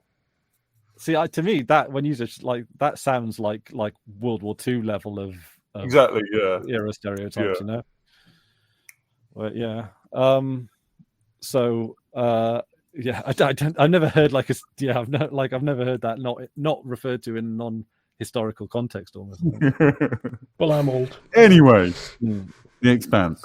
Okay, so was there anything left? We were mostly on the Millery stuff, weren't we? Yeah. I think it's another one of those building up to something episodes. I think there's a decent amount of Miller stuff, and then there's the crew working out. Really, in the big sense, like not a lot happens. Miller finds out that Anderson Dawes wants information about Julie Mao, and the crew decide whether to go to Anderson to Fred. What's in there? Brian Johnson. Tycho Station. Brian Johnson, yeah. I mean, Brian Johnson's ACDC station. Yeah, the rock station. They decide whether or not to rock up there. Yeah. Oh man, I see. The thing is, I know it's a little bit on the nose. They do this at the beginning of Game of Thrones as well, where they do the subtitles across all the different. So they start off with like King's Landing. They don't do it in House of the Dragon, which is shameful, really, because House of the Dragon, like there's like a good reason why a lot of people might want to start on House of the Dragon and not bother with Game of Thrones, because I think even in the time that Game of Thrones has passed, I think the culture of television has moved on even quite a lot from then. Wow, yeah, I think actually, what has that 15 years ago or something when Game of Thrones kicked off? I was like, so. So there's going to be a lot of people. Like, if I was to recommend someone to get into Game of Thrones, I would much recommend them to go to House of the Dragon because it's not as like the sexual violence isn't as intense, and a lot of the it's less sort of it's less jarring. It's more like in the culture of what you'd expect to watch today, I guess. But I love the subtitles for this. It totally helped me, and I wish more shows did it. And it sounds like, if the story was told properly, then you should be able to work it out yourself. But I don't mind. I'd prefer not to have them, but they are undeniably useful. Yeah, I mean, you will learn where the places are anyway because. You learn them by context and by who's there and all that sort of thing. But when you're just seeing things from the outside in the first few episodes, it's helpful. I don't remember them doing it a ton. I mean, once you know where all the places are, you know where all the places are. They don't need to do it all the way through. No, they just need to do it for the first. I mean, or I suppose whenever something new, whenever you're introduced to something new, I suppose is really. I mean, the most sort of cliched version of that is like the White House. Like, everybody's not going to recognize the fucking White House. Yeah, I in Star Wars: The Acolyte, there was one where they did unknown location. Yeah, it's like, okay, so you're telling me I don't know where we are, right? Okay, like that's. I mean, it's Star Wars, so I'm not going to take it too seriously. And sometimes they do a lot of this stuff. I think tongue in cheek. There was a lot of tongue in cheek stuff with the Acolyte, Right. And it was actually just a straight up lot of horniness, to be honest. Which I know it has been a long time since I've seen. Which I haven't, like, at a level haven't seen. I'm glad that there was a period because of the way ID politics was going and stuff. There was a period where everybody was too afraid to do anything horny in TV shows, and I'm glad the horniness is coming back in. Yeah, like and it's horny. You brought the horny back. Yeah, I mean, it's more hornier. Well, it's hornier on a level with the original Star Wars. Yeah. You know, like but they do it. I think they do it more. They do it with like others, but like they focus on the men a little bit, like, you know. But then yeah. But it's a female showrunner, so you know, you let them have a. I want to see attractive people in skimpy clothing on a TV show, but it should be across the board, like of all genders, you know. No, egalitarian, of course, yeah.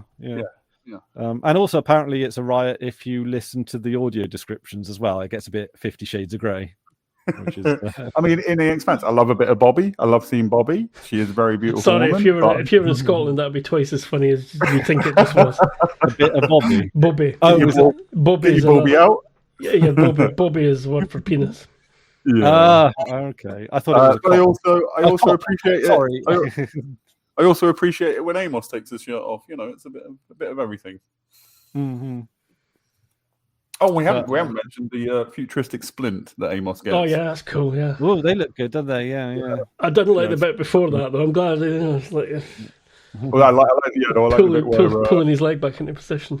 Where Alex is like, do I give him the antiseptic or the All right, that answers that then. Yeah, painkiller first. Yeah. But yeah, I mean, I'm assuming, like, I don't know how familiar you are with defibrillators that they put up. I'd be shocked if you know any more than I do. Oh, okay. So, I'm talking about the ones that they put in, like, telephone boxes now and stuff. Yeah, like that, I don't know much about them actually. Okay. I thought you were going to pull out some first aider. No. I just wanted to put a bad dad joke in there, you know. You know, that's a good joke. That made me. Oh my god, I missed the joke. But don't tell me. Don't explain it. I will rewatch it. Okay. But the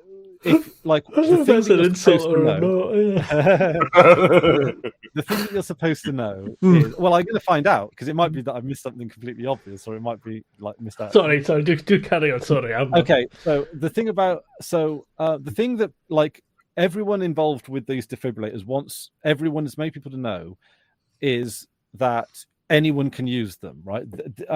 So if you see someone who needs their heart starting, then you either, well, I mean, you might have trouble, Drew, but like leaving your house and stuff, but like the machine itself actually gives you verbal instructions as to what to do, where to place them, when to stand back, and it does the 3, 2, 1 clear all automatically, like it's all super automatically.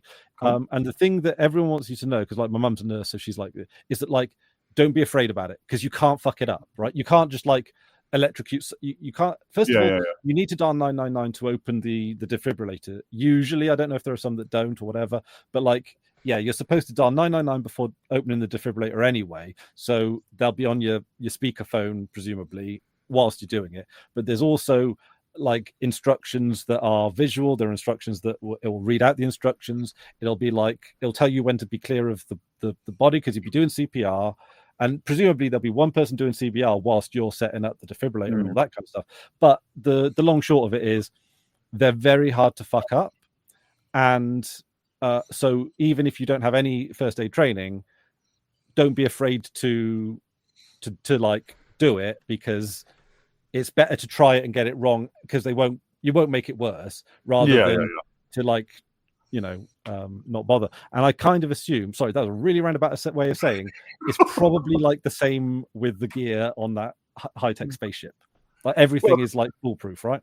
Yeah. They sort of put the bracing and plaster thing on his leg, and then it sort of clamps into position and fills itself in. Yeah, but also I would like.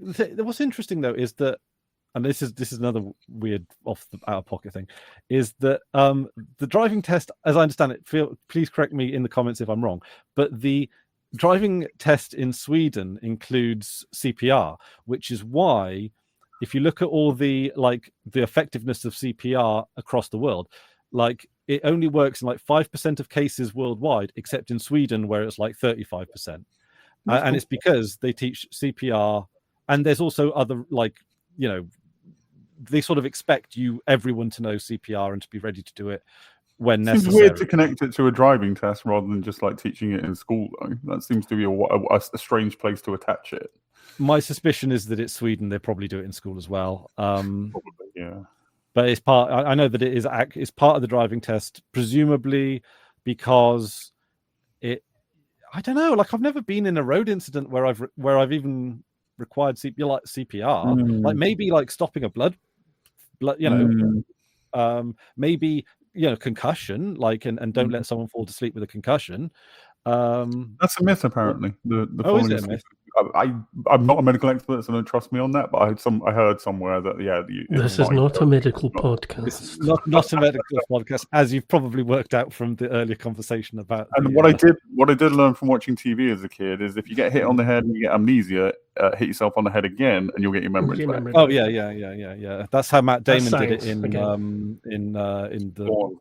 Born Identity. Yeah. You need a hit on the head to remember that. Yeah. Should have called it the Bonk Identity, really, shouldn't I? Films, for what it's worth. They look like schlocky nonsense action films, and they kind of are, but they're very good ones. Born Identity films. Yeah. Well, they were quite interesting in that, like, they were seen as a modernization of James Bond back in the day.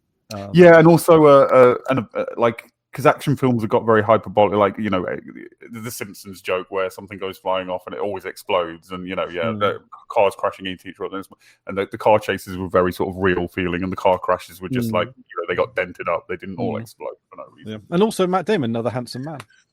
I think he changes a lot. His handsomeness changes a lot from film to film. Yeah, I agree. But I think there's a handsomeness, but sometimes he has that little like blue-eyed boy kind of look, but then sometimes in some films he's got a bit more of a rugged. I think I like him because he's always got like a bit of a cheeky glint in his eye, and I think that takes you a long way. Yeah. There's like, I don't know. Yeah, he almost looks like he's sometimes trying to like second guesses himself, which makes him feel uncomfortable. Like it's like, you know, you can almost like you can see the cogs turning in his head. Like, but yeah, I don't know why we're breaking down Matt Damon. We should have a handsome man's gallery, just to the end, you know. And the handsome ladies, and the handsome ladies, yeah. But also, side note, just put up another one because I was on a random frame. And I just for the last like 10 minutes, I've been like, Naomi's really looking for something on the back of your neck. she's intrigued by your hair. I think. Yeah. Well, I don't even know if you're going to be able to see this. Athena Krakkanis, yes. Oh, you can't. Damn it! So there's a guy with a mustache, like just out of frame. Okay. Athena Krakkanis is not impressed with his moustache for the looks of it. Are you taking screenshots and sticking them up, or using the video? Just using screenshots. I did consider suggesting having like a fourth square where I or one of us does a screen share. That could be handy. Yeah. It took me ages to get the flags. Yeah, but I understand. Like, I know that Hamish took a while to.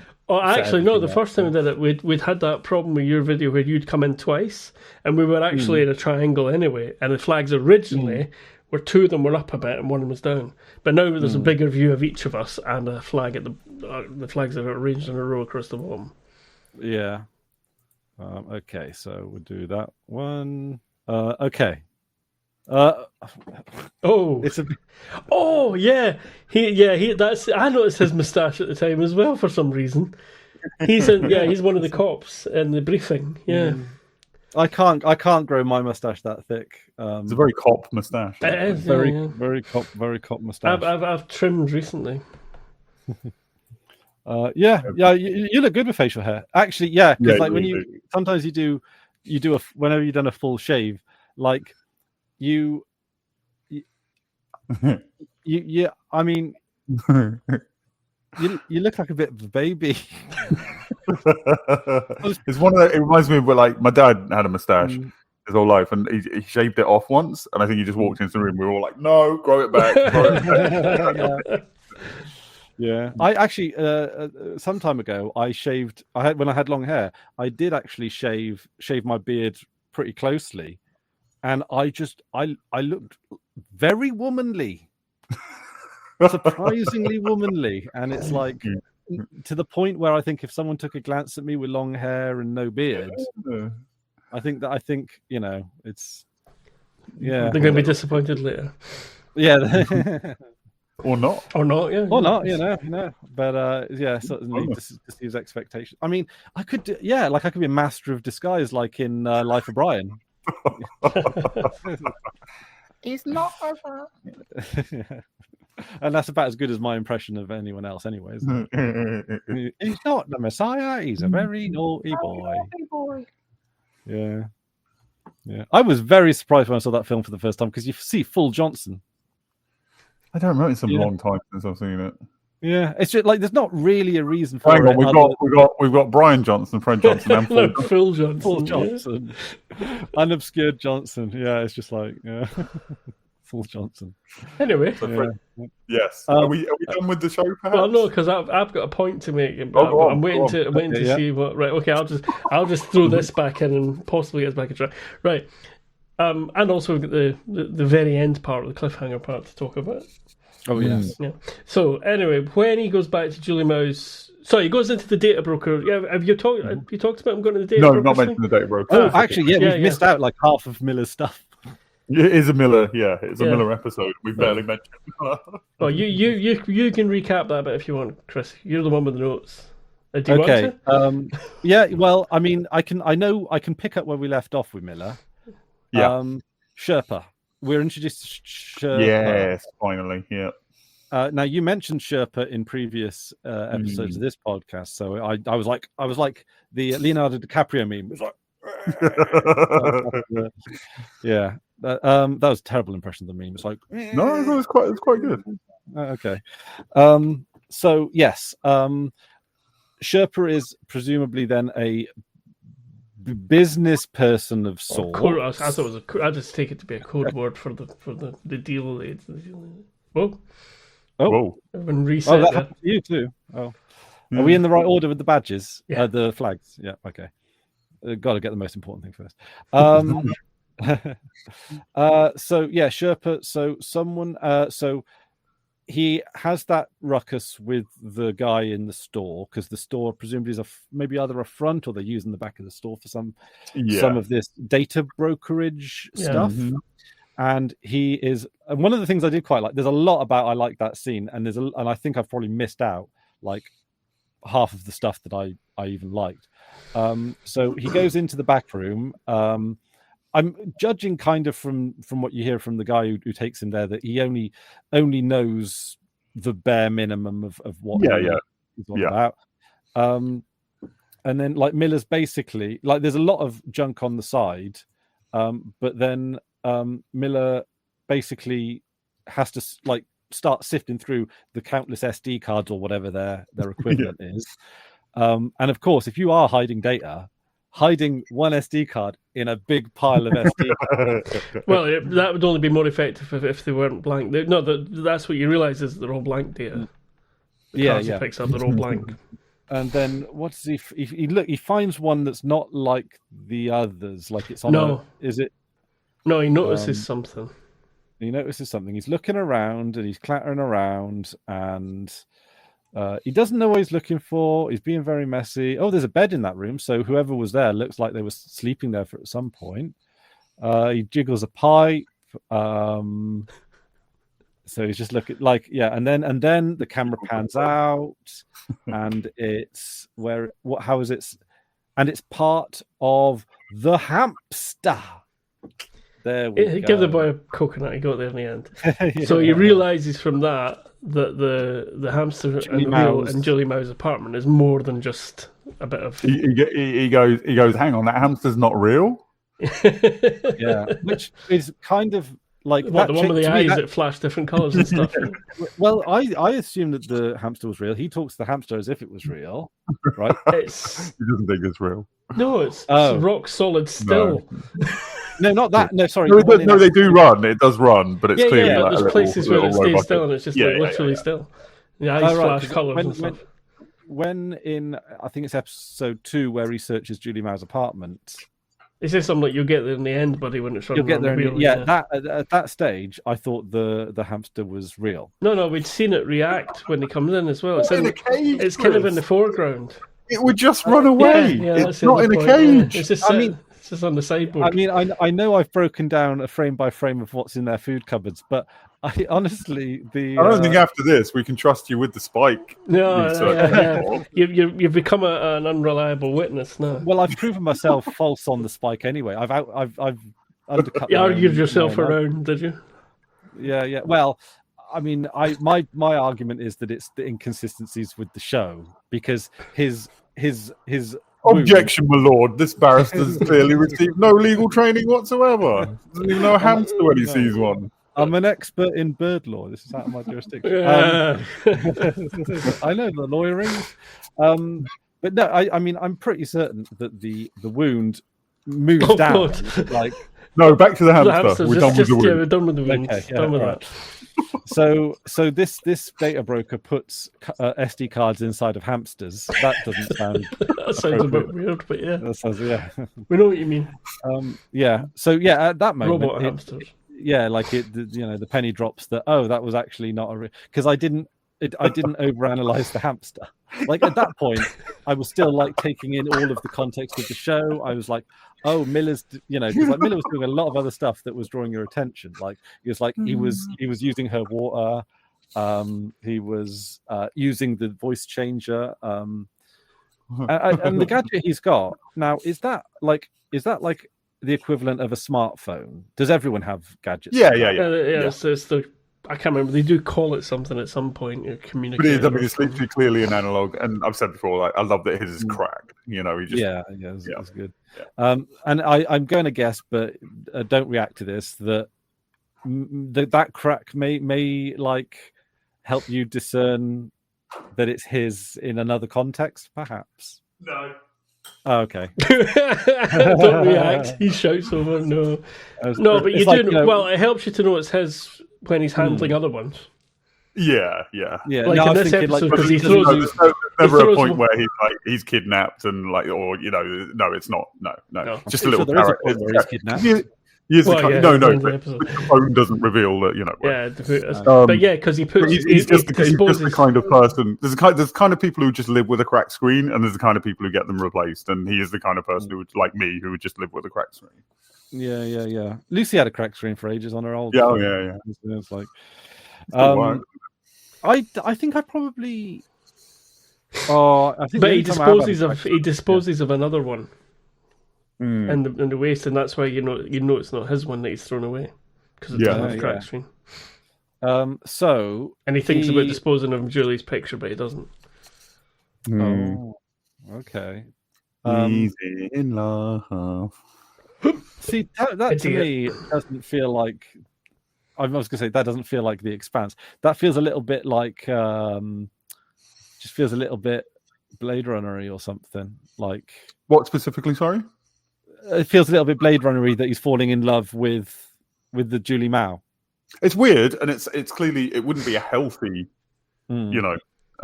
yeah. But I mean, it can happen, right? I'm in love with Bobby.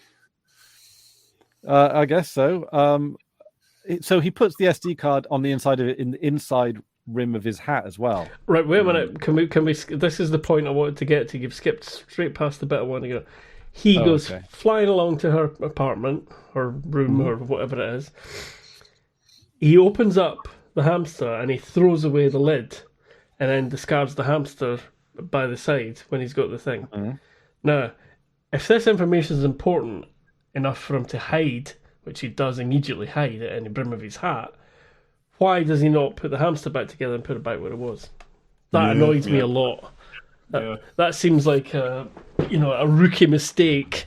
But I mean, I suppose part of it is he's just like, he's kind of cracked the code or whatever, But the fact that he then immediately thinks this must be important, I'm going to hide it, and puts it in the brim of his hat and puts his hat back on. I mean, you do get the impression. I guess it fits his character because, again, going back to the film noir thing, like he's not particularly into tech. He's not a techie person.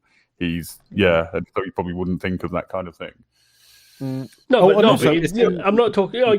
For not getting the thing, but what I'm talking about is the fact that he leaves a clue for somebody else who might. Oh no, I get it. No, I understand. Yeah. I suppose in his mind, it's Julie Mao's apartment, right? So it's been like abandoned, maybe. It's probably still paid for.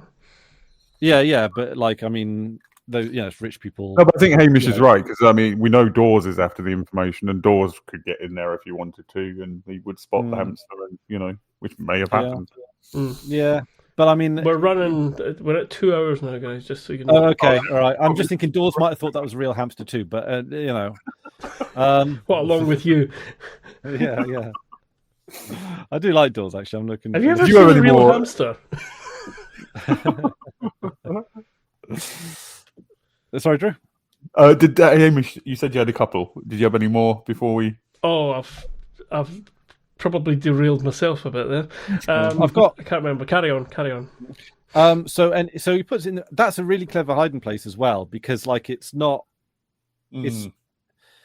I'm sure that's a callback to some, not a callback. No, it keeps right off my head. No, I meant a reference to like some like film. They always put stuff in their hats. Yeah, like that's a. Isn't it literally an expression? Keep it under your hat. That's true. Yeah. Ready to go, like ready to like. Yeah.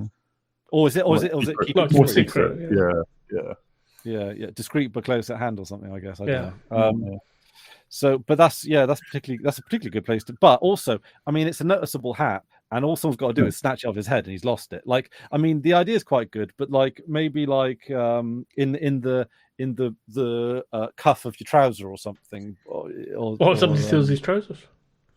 Actually, I was thinking when I was watching this, I was thinking, you know what, I could hide this in my hair. Like, I've got an SD card here, right, and this is a big one, like a micro SD card. Yeah, you could literally hide, I reckon, like a micro SD card. Like you could hide that in so many places, like you could in your belly button. Well, you can lose them so easily as well. Under your foreskin? You can. If you've got a foreskin. If you've got a foreskin. Yeah. But it's I mean, you could put that SD card in a hamster and then hide the hamster in your hair. like seriously. Oh my god, I might regret this. Don't do this at home. There we go. Can you see it? Oh, you've lost forever now. That is, I'm gonna have to get a brush on that. There you go. Secret SD card. That's really good, and you can't even feel it. Like I'm glad that he didn't think about sticking it up his arse or something, demonstrating on stream. Well, if you want to do something a bit bigger, like a USB drive. No, you'd have that in your leg, and you have to get a big spike to take it out. Yeah. See, the real crime about all this is now that there is video evidence demonstrating the best hiding place in my body. Because let's be honest, everyone knows if you want to like sticking up your ass, that's an obvious place. You'd never stick it up your ass. You can stick up your nose. Oh well, that's a bit risky, isn't it? If you sneeze, again, back to sneezing. Yeah. Or gasp. Yeah. It's suddenly somewhere up in your sinuses instead, Yeah. And you might. I don't know how it infects the integrity of the thing. I mean, do I have? The old swallow it and shit it out. Like, how would an SD card do with stomach acid? Badly. I wouldn't trust it. Because the contact, even if the plastic survived, the contact would damage. Yeah, and I mean and also like you have to get the sieve out, right? And you can't just put that in the dishwasher after that. Imagine somebody like panning for gold. Yeah, I don't pan for data gold. Right. Well, anyway, we should. We're clearly done. Yes. Cut. Oh, and he gets kidnapped at the end.